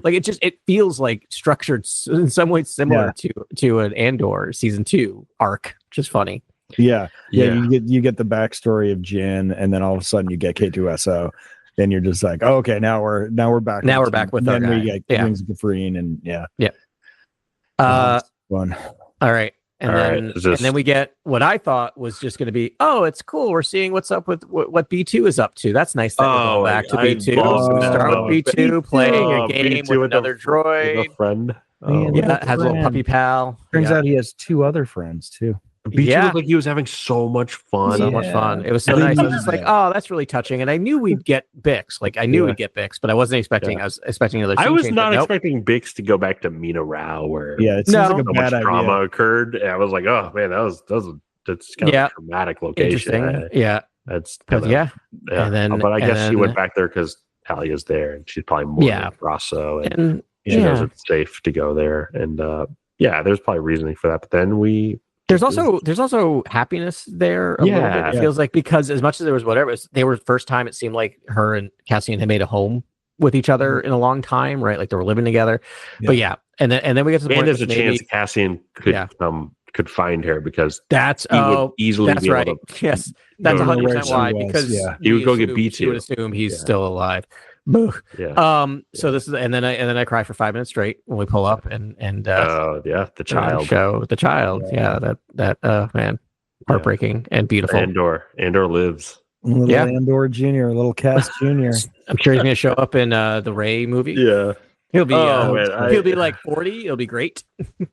Like 45 at that point, or they. I don't know what we did. Not gendered. I guess we don't know the gender of the baby. How about just Gilroy gets to decide if he ever doth decide to come back and do anything? Because I don't know. I mean, it's what not a fun seed to plant, and then it's so good for Gilroy not to be the one who handles that. What that is ultimately, it almost felt like that child in danger anytime. So, like, can we just imagine they lived a long, healthy, safe life? I think that's what we're supposed to together. Have you watched Star Wars? No, he's dead, she's dead, and he's the child's the new hope. Like, come on, give me an orphan. Andor is a little like he has a sort of Messiah, aspect to him, his character, and how Luthen's like, you've been to Eldani and Darkina and Gorman, and everything you've done is sort of like connected to the larger rebellion in a weird spiritual way, essentially, and the Force healer and all this sort of stuff. Yes, but that's now the child. It's like, but like it's too easy to do that, to just kind of do the echoing Messiah story over and over and over again. It's kind of, I think that's what Star Wars fans kind of get irritated with, which is I've never cared. I've always been indifferent about it and been like, oh, it's fine if it wants to comment on this. Hopefully it really has some. We've only been telling that story since humans have been able to tell stories. Like it's like the oldest story. I've never really. No, it works if you do it right. And I feel like the thing is it's hard for me. Like, I don't know if I want this, but it's hard for me to believe that this character isn't important, because literally everything Cassian has done has been touched by the Force. Literally everything. So for him to have a child, and that child to just be like, oh, whatever, seems odd that the Force would have, that child needs to play an important role. But I mean, again, who knows? But it is kind of funny, because I was sitting there going, this is nice. They could continue telling a story, but like, it didn't feel like that was like a plan to be like, oh no, the story's not over. But like, it's nice that Gilroy left a door for himself to walk back in at some point if he wants to revisit Star Wars. Which I really don't think he needs to do, because I don't think this is a complete masterpiece. Without any need to push into any more storytelling. I just overall just got real happy. Like, it was like, we all know Andor's going to die, but like, this was a little bit of sweetness at the end that was like, nice. Bix lives on with his child, and that is beautiful. In a galaxy that will be ultimately saved from the Empire because of him. So like, no one knows better than Bix what he's up to, right? Here's the thing to think about, that child will have no memory of living in the Empire, right? By the time the child starts forming memories, the Empire is destroyed. That's who Andor's fighting for, right? That's what the point of the rebellion is, so the next generation can actually have freedom, and that's his own child, right? Yeah, right. The only reason I know that is because I've been doing that math with my child about certain things, and unfortunately, it didn't go quite the same way for us. But whatever. Right. Yeah. And we know that, like, Mon survived. Vel might have connections to Bix. Like, there's people that have connections to Bix. Willman does. So like, he can go to Bix and be like, hey, he died, but he died a hero. He got us some vitals. Like, hopefully after the Death Star was exploded, and be like, who was responsible for that. Yeah. And it'll be an amazing story. And I think she'll be okay with it. As much as you can be okay with the loss, she'll know that it was meaningful. Yeah. I will say, talking about losses, I am shocked with how many characters made it out of this show alive. like that we've been following in a good way. Like Clea never thought she'd make it. Vel never thought she'd make it. Willman, I thought he was going to be gone like 7 episodes ago. Like, Willman's had a lot of close calls too. Yeah. It's so funny that he went down that like rabbit hole with like Saw and got out of it. Like, he somehow escaped it, and somehow like they sent him back. Like the fact that he didn't get murdered or Willman feels like he's having his own series almost. Like, it's true. You cut into me like, really what's been happening with him? He must be doing a lot. Yeah. And I think that's a good point. Like, it doesn't make it feel like that's a static character that hasn't been living his own life, right? Like, you feel like that's exactly right. It's just we didn't follow that story, but he's been involved with a lot of important things. Yeah, super great. So that's it. There was. Did you guys did you watch the credits? Do you watch it all? Yeah, I did not watch it all. Did you hear the musicals thing? Like the the end of the credits they switched over, and like Bertel, it was definitely a new recording of the like Star Wars theme that they play at the end of every credits. So it's like the fanfare, and then like ends with like kind of medal ceremony, and it's like hybrid. It's weird. It's a little different. It's slightly cool. But it still gives you the feels like by the like. It'll be like, and we're done. It just like kind of did the thing, and it was fun. It was nice. Nice little touch. I thought I had seen somewhere in my scrolling before I watched the episode something about a post-credit scene, so I watched the whole thing, and that's why I saw it. But and one of those things where you just don't want to turn it off. Yeah, I know. Same thing. I was just like, you never know when they're going to throw a post-credit thing. I mean, we had one in the first season, so that's right. The whole most of that 12th episode was a post-credit scene. So I guess it would have been odd because it'd be like the post-credit scene is basically a whole movie. Yeah, like what are you going to add there? You could add unless you're going to tease another movie, like just a perfect show. Like it really is. It really is. It's something a block or something.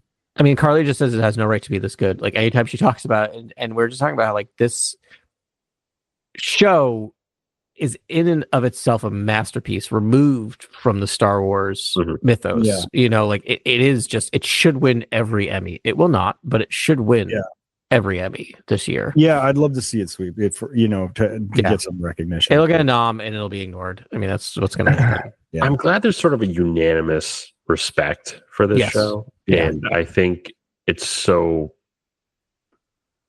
great that Tony sort of dropped the gauntlet in the Star Wars arena in terms of what is a high bar and what is an incredibly high quality story. And I'm hoping that going forward, a lot of Star Wars stories can sort of really go into the intricacies of character and explore organic paths towards, really, really fun new plot, ideas and machinations that sort of make sense, but also can deliver a theme and a message that is really holistic. It feels like, I don't know, it just feels like this is a incredibly well argued stance on revolution, and it's beautiful. It's sort of that message alone is just, it's so powerful, and I just think it's a monumental achievement. Like that's kind of where I end my thoughts about this show. It's a monumental achievement on those grounds, and also just so entertaining. I mean, that's the other thing to think about too. It's just, it is still Star Wars. There's still moments of adventure and fun and daring, and it's just to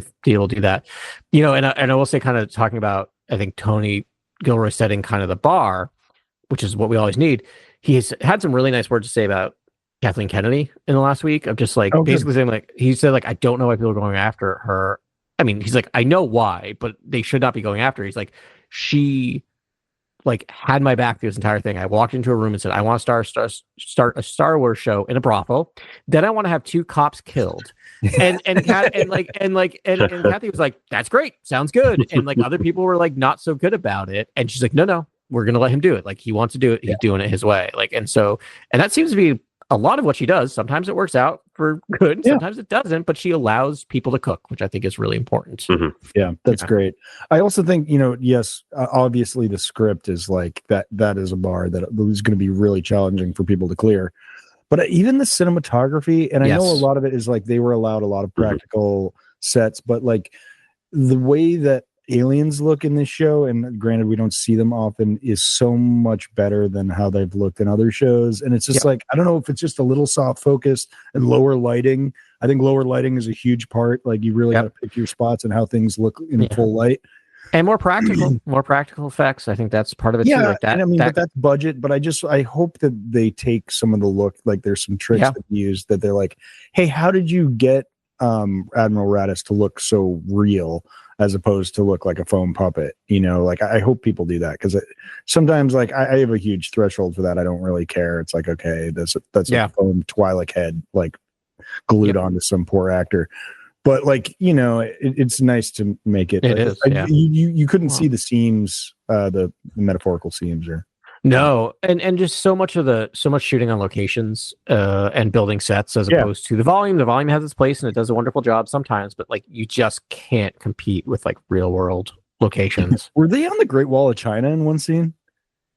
There was one like shot where it was like I think it was Luthen and was the flashback. Yeah. Oh, it was either like Dubrovnik or it definitely looked very similar. Yeah. That was just like, oh, you went on location. Yes, they flew to a very exotic location and shot that. Yeah, maybe wild. It was that on location stuff is definitely that to me that was a big takeaway. It's like maybe not the volume every time. I think we do need to go on location. It adds a level of depth, like we've talked about, and it adds a level of reality and practicality that it's really hard to substitute that in the volume unless you're doing a really like, you know, the science fiction fantasy setting where it's like if it's really there's been a couple times when they used it on Mando, I'm like, why are you using the volume there? You could have just gone like it's literally like a desert. You could have driven 20 minutes outside of where you are and shot in a desert. Like a hangar bay, I could get it.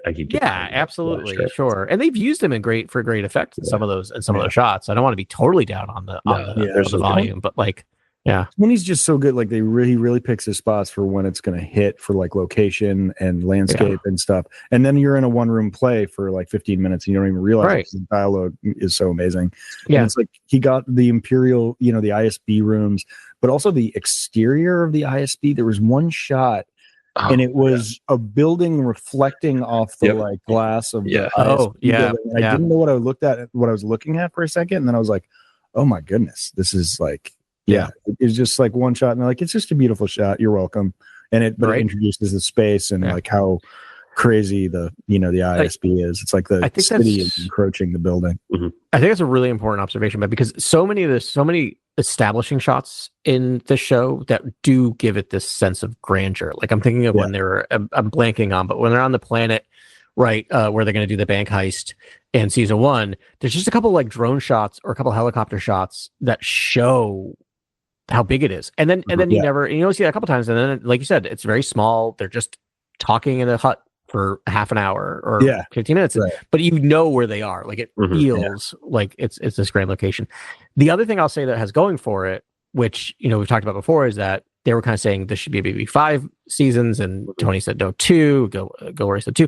That at the end of the day, I think having a specific planned ending helps, right? Like, like that's the thing. Is like I knowing love where you're going to land the ship. Like I love The Mandalorian. I think they're like, well, maybe it'll be 1 season, maybe it'll be 3 seasons, maybe it'll be 5 seasons, maybe it'll be a movie. Like it kind of feels like that sometimes when you watch Mandos. There's no plan. Every season's its own thing, and they don't know where it's going. Which you know, it's still fun. But I think Mando, like we've talked about Lone Wolf and Cub, I would love to see it just serialized forever. And it absolutely could. Yeah, you know that would be the plan. You know, it's if that was planned, great. Yeah.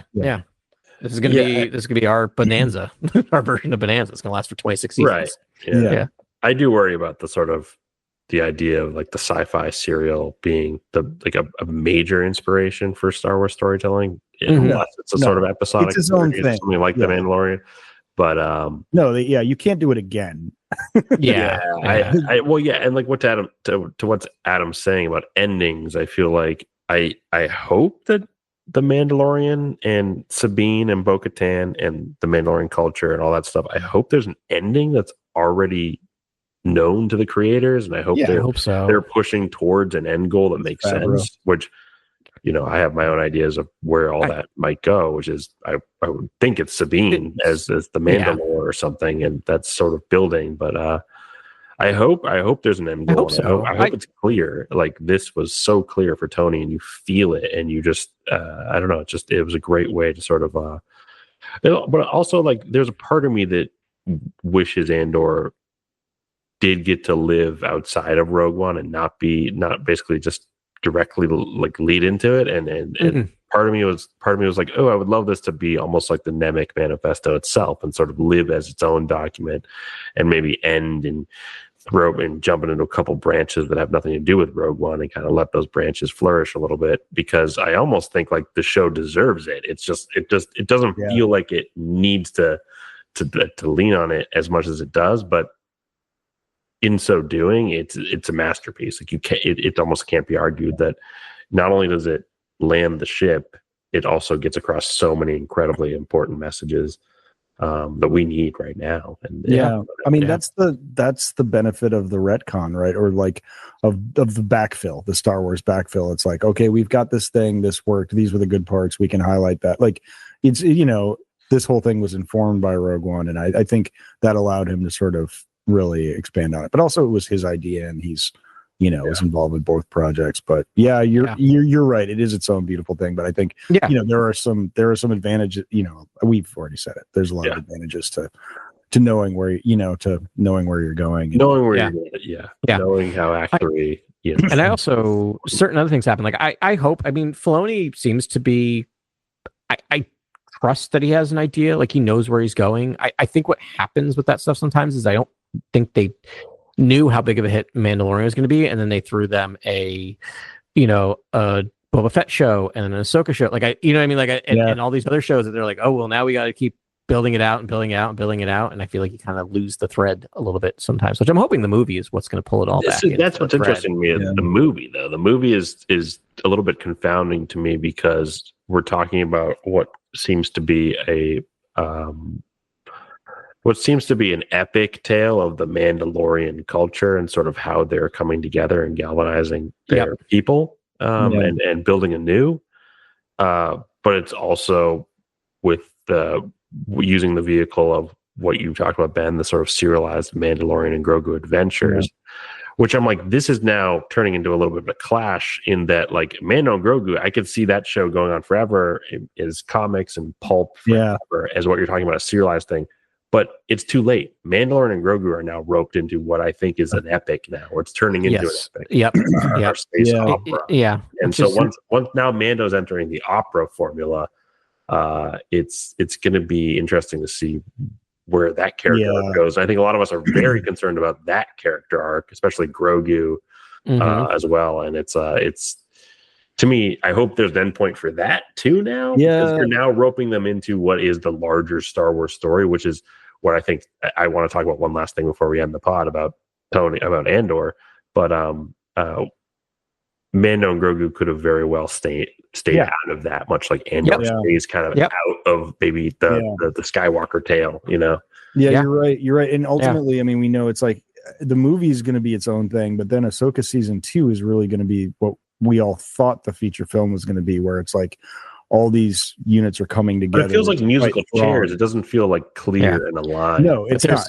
I mean, there's also still another Mandoverse movie on the horizon, right? Like even past Ahsoka, I don't even know what that means. And Mando and Grogu, because they still are talking about the Filoni movie. Yeah, that's what like bring it all together at the end. Yeah, it's just like you were so great, but we just like your IP so much, it's so successful. Now you have to be a feature, and it's like now you're losing the plot. Like now you're missing the whole point, which was like, but I mean, good because it was this small thing on this linear path, and I mean, it makes all the sense in the world from a money standpoint with the Mandalorian Grogu, right? It's just like it's they need a hit. They need a hit movie to prove their relevance. Bob Iger's low-hanging fruit, and this is the thing, and people love it. And like, yes, we're all like now focused on this grand story of the Mandalorian and the Mandalorian and all this stuff, but the vast majority of Americans and moviegoers just want to see a really good fun action movie, and like that's what they're going to give them, and that's going to justify another 5 Star Wars movies. So I'm here for it. That's the reason why I'm like, this is the thing that buys us like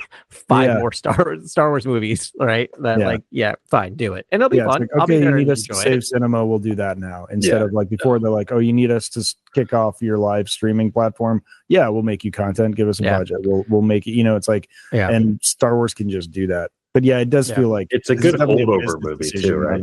It's also a holdover, right? With the canon, they don't really. It seems a little bit aimless in the wind right now in terms of where we're going to inlay our next story.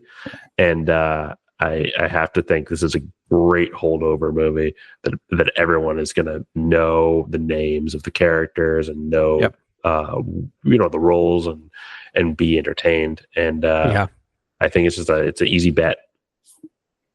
Yeah, no, I agree. Yeah. Can I change the subject for 1 second to tell a cute story? Go for it. That's related to this. So, as I mentioned, I am currently going through the Star Wars movies with my daughter. She's been asking to watch Empire, and we're watching it maybe like 15 minutes at a time before school. Oh, nice. Chewie is her man. She loves Chewie. Every time Chewie's on there, she's laughing. She's like, he's so funny.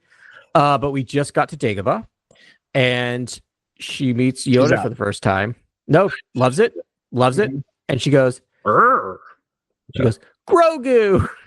Oh no! Oh, wow! Because really? She's a child of 2025. That's the first introduction where I'm like, yeah, no, it's not. You're right. It is the same species, but I'm going to explain it to her 4.5. And we're like, no, that's not Grogu. And by the way, that takes place after. And I'm like, oh no, the timeline of Star Wars is already getting confusing for a 4.5-year-old. Yeah. And also just like, because that's all she's seeing around the world is Grogu. Right. Which has also been called Baby Yoda. So then she calls it Baby Yoda, and she thinks that's Baby Yoda grown up. So now I'm like, we're all messed up. We're never going to understand this. Like, well, what's the harm? Really? No, I'm just like, I'm not like, I'm happy. She's sitting there. She has her Leia and Rey black figures sitting there watching it. Yeah. She really wants to see Rey. So I'm like, we might skip. Oh, cool. We might go episode 6 to episode 7. We might do the prequels last because she needs Rey. She needs more female centric character because she loves Leia, but boy, is Leia not doing a ton in some movies as much as it's not the focus, unfortunately. Oh, but anyway. That's great. Anyway, right in the sequels. Grant, you had something. Oh, my final thing was man, there's a lot of mention of Palpatine in Andor. A lot, many times has he been mentioned. A lot. And I get and just like we talked about, certain shows and certain stories, they sometimes do not need to jump into the larger canvas of what's going on in the saga films and things like that. But do I think there was a measured way to possibly give us a glimpse of Palpatine? I know you do. I definitely do. I was really hoping for it in these last 3 episodes. I was just on the edge of my seat because he gets mentioned a couple times, and I don't know if it would serve the show. It is like jumping to a dark sorcerer, scolding his senior officers. I don't know if that works very well. But part of me did want to see Palpatine's ire towards Krennic, and a part of me wanted to understand Palpatine's motivations with the Death Star. Like I still I'm only going on the Imperial briefing scene and the entire prequels in which it's like a hologram being tossed around between people.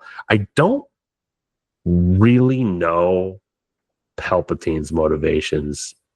Not that they're any different from Krennic or anyone else, but just voiced slightly differently. It's almost something that I would just love to know about. And a lot of the times people are talking about how displeased the Emperor is and how that can lead to terrible things, and that's the last thing you want as an Imperial supervisor or senior officer.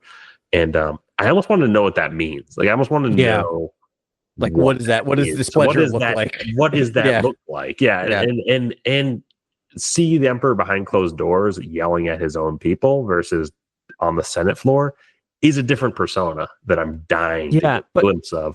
And I think it could have worked in the show. I don't need it. I don't really care that much, but it's just more of like, there's so many mentions. Yeah, they could have made it. They could have make it work for sure. Krennic is this harbinger, and it's like every time we see Krennic, I was like, wow. And then I didn't expect Tarkin, but I was also wondering like, where is Tarkin? Yeah, it's good. I mean, it's such a tight show that I feel like I would have fallen off my couch if I had that level of a cameo. Yeah, sure. Because it just would have come a little out of right field. But where you easily could have, I think Major Partagaz is to blame for why you didn't see him, because they might have been taking because he was going to go to the Emperor. Maybe. Yeah, and he was just like, nope, taking the easy way out. Yeah, so you're that close basically in these episodes. Yeah, you're that close to very close to seeing the Emperor. Yeah. And like I can already see how like Gilroy would have shot it. It would have been all shadows and just like eyes out of a dark hood. And he just like he would have been sinister and terrifying. And like he might have said like one line and the door is closed behind Partagaz and you're like, oh, he is cooked. Yeah. Sure. Which I mean, again, is its own storytelling that he would choose to take his own life, that even risk seeing the Emperor. You know, Grant, kind of what you're talking about made me think about this interesting thing, which I never really put together, of just like how much time we spend with Palpatine in the prequels, right? And how much we see him and his machinations. And then in the original trilogy, you get like a couple scenes with him at the end of the day, which makes sense from like the storytelling of when the three original are coming out. Totally makes sense. I never saw any issue with it, but it is so fascinating of how much time we spent with him building his empire, or like we don't have more scenes of him. Like I almost like we need that story, Grant. Like I'm with you. Like we need to get a little bit of like, now that he has the empire, what's he doing? Like what is he doing? Yeah.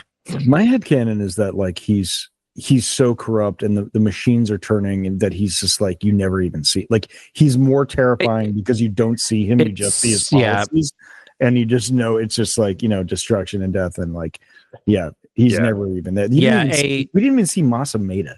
Like they were just like, that's or Sly Moore, who's also mentioned, things like that. I know it's the Imperial sort of that's the saddest thing. Yeah, which is totally fine. It's just it's interesting that you're saying maybe he would shoot it like he's drenched in shadow and got the gleaming yellow eyes, because like for me it's like I feel like the only way you could have even done it is like super grounded. He's more of a diplomat, he's more of a political leader in this moment. It's very much like Return of the Jedi, where he's like, rise, my friend, and talking to Vader as they're walking. It's a very matter of fact, and it's very it's giving Krennic the cliff. He's showing Krennic the edge, and you understand Krennic at that point. And it would be very cool if it's almost like Palpatine doesn't lift a finger, and you get like a breathing Vader in the shadows or something like that in the room or something. And it's almost like this is the top of the food chain, and this is where everyone is now. This is what everyone's terrified of, because you see the terror in the officers. I almost just want to know why they have that level of fear. But like, you see through the diplomatic lens. He's just like, where he's still pretending to be the Palpatine can be a diplomat, and then Vader's almost the thing that people are like, oh my goodness, what is Vader's the royal guards that are there? Like there's things that are there that look like they'll just instantly execute you. I mean, I hear that, and that's a totally like fun read on it. My headcanon is that it, like, what Sidious ultimately wants is to just be his Sith Lord self, and that's what he's just like openly Sith Lord at this point. And it's like, I don't need to show my face wherever I don't want to show my face. And when they see me, I'm going to look like this. And I don't know why that's my headcanon, but that is, you know, I'm like rifling through memories of books and stuff where he does actually show up. And it's like, he's usually just like a I just don't know how, in marrying the Dark Lord to the sort of like, I don't know, technocratic dictatorship, fascist, you know, Imperial Armada, like how does someone like a dark sorcerer lead that? How do these officers take him seriously? And why don't they think he's a relic of the past, like Vader and all that kind of stuff? And you know, Vader's instantly, you know, talked back to in A New Hope, and it's like, well, wouldn't people have questions for Palpatine? Really good point. Like Partagaz, wouldn't Partagaz be have like some key points that he would want to raise to Palpatine, and then Palpatine would have to battle that, you know. Why did you have to say that, Grant? Why did you have to say that? 'Cause I'm going to think a lot about that conversation that didn't happen. Partagaz in a room, just like having a really I don't think we needed it, but first of all, I thought like last week and the weeks prior, I was like, man, Luthen is sort of organically built to maybe interact with Palpatine. And I always thought maybe that was the in to Palpatine and having a really fun conversations about empires and rebellions between those two characters. But then I was like, oh no, this is just my own selfish need for the two wisest characters in the Star Wars story to have a battle of the wits. It would have been amazing. I've been complaining about it for like years now. You guys know this about me. It's like anytime I watch a Star Wars, I'm like, oh, I wish this wizened character spoke to this, you know, rebellion. rebellion. Wouldn't want that, right? Like to see that. Yeah, I'm constantly wanting this. You like what you like. Yeah. No, I know. And so I was like, maybe that's maybe not the end. Maybe the end is, again, Palpatine's ire, showing what it's like to displease the Emperor. Yeah. Me, that could have been something. And like Ben saying, the door shutting, it's almost a glimpse. It's really not much. Yeah. It's how he runs things at the Imperial Palace, right? The Imperial Palace is not shown in the show at all. Yeah. It needs to be. It's the ISB headquarters, and that's what's important. The ISB headquarters. I mean, that's why I think it might have been a little off for me, because like we've spent all that time, like this is clearly like the level we go is the highest level we go. But I think you're right. I think the way you're thinking about it could work. I it's got to be careful with it, which I appreciate what you're doing, because like to me, and this is gonna be a controversial statement, the thing that works the least for me in Rogue One is Vader. I feel like that is shoehorned in every time it happens to me. It feels like that movie feels like Frankenstein's monster to me, and I love a lot of what the parts are, but boy, some of it just like I feel like the stitches are falling out at times, and like when he's there, it just feels like, well, this was added in. This feels like, we need to get Vader so people care, and it just, I don't know. I'm sorry, people love it. I mean, Vader scene is just objectively bad. It's bad. It's bad. It makes. I literally last night. Agree to disagree. I literally last night went boo to my television when he goes, "Don't choke on your aspirations." It's such. I will say, a bad use of Vader, because it's like coming out of the door, choke. Like it's like all the things you expect him to do, which feels so cliched, which is exactly what I want. I will say, but here's the thing: is like the hallway scene, as much as like it is amazing, like it's an amazing scene in and of itself. Yeah. I love that scene. I just feel like it doesn't need to be in that movie. So when New Hope starts, you guys might not remember this, but it starts with like Vader. So you need to establish that he's hunting them. So he's gotta be there. I mean, you don't have to. You can. Like we know he is. It makes a lot of sense. Like he's hot on the heels. It makes sense. It's not. Leia, but whatever. It just feels like. I mean, but actually, all right. I don't have any on this podcast as you. I did. I just wanted to mention I finished Into the Light. We will be doing. I think. Nice. Next month is going to be like all High Republic, and June is going to be like High Republic month. Yeah. So we'll cover it then. But I wanted to mention that in spoilers for her acknowledgments, she spends a whole paragraph in like a 3-paragraph acknowledgement saying, "I just want to thank Tony Gilroy for Andor." Oh wow. Oh wow. And Claudia Gray. So the author of that book. So and then she was just like, it's just been great. She's like, it's my favorite thing since Empire. I've just loved every second of it, and it's been an inspiration. So that's awesome. That was cool to see.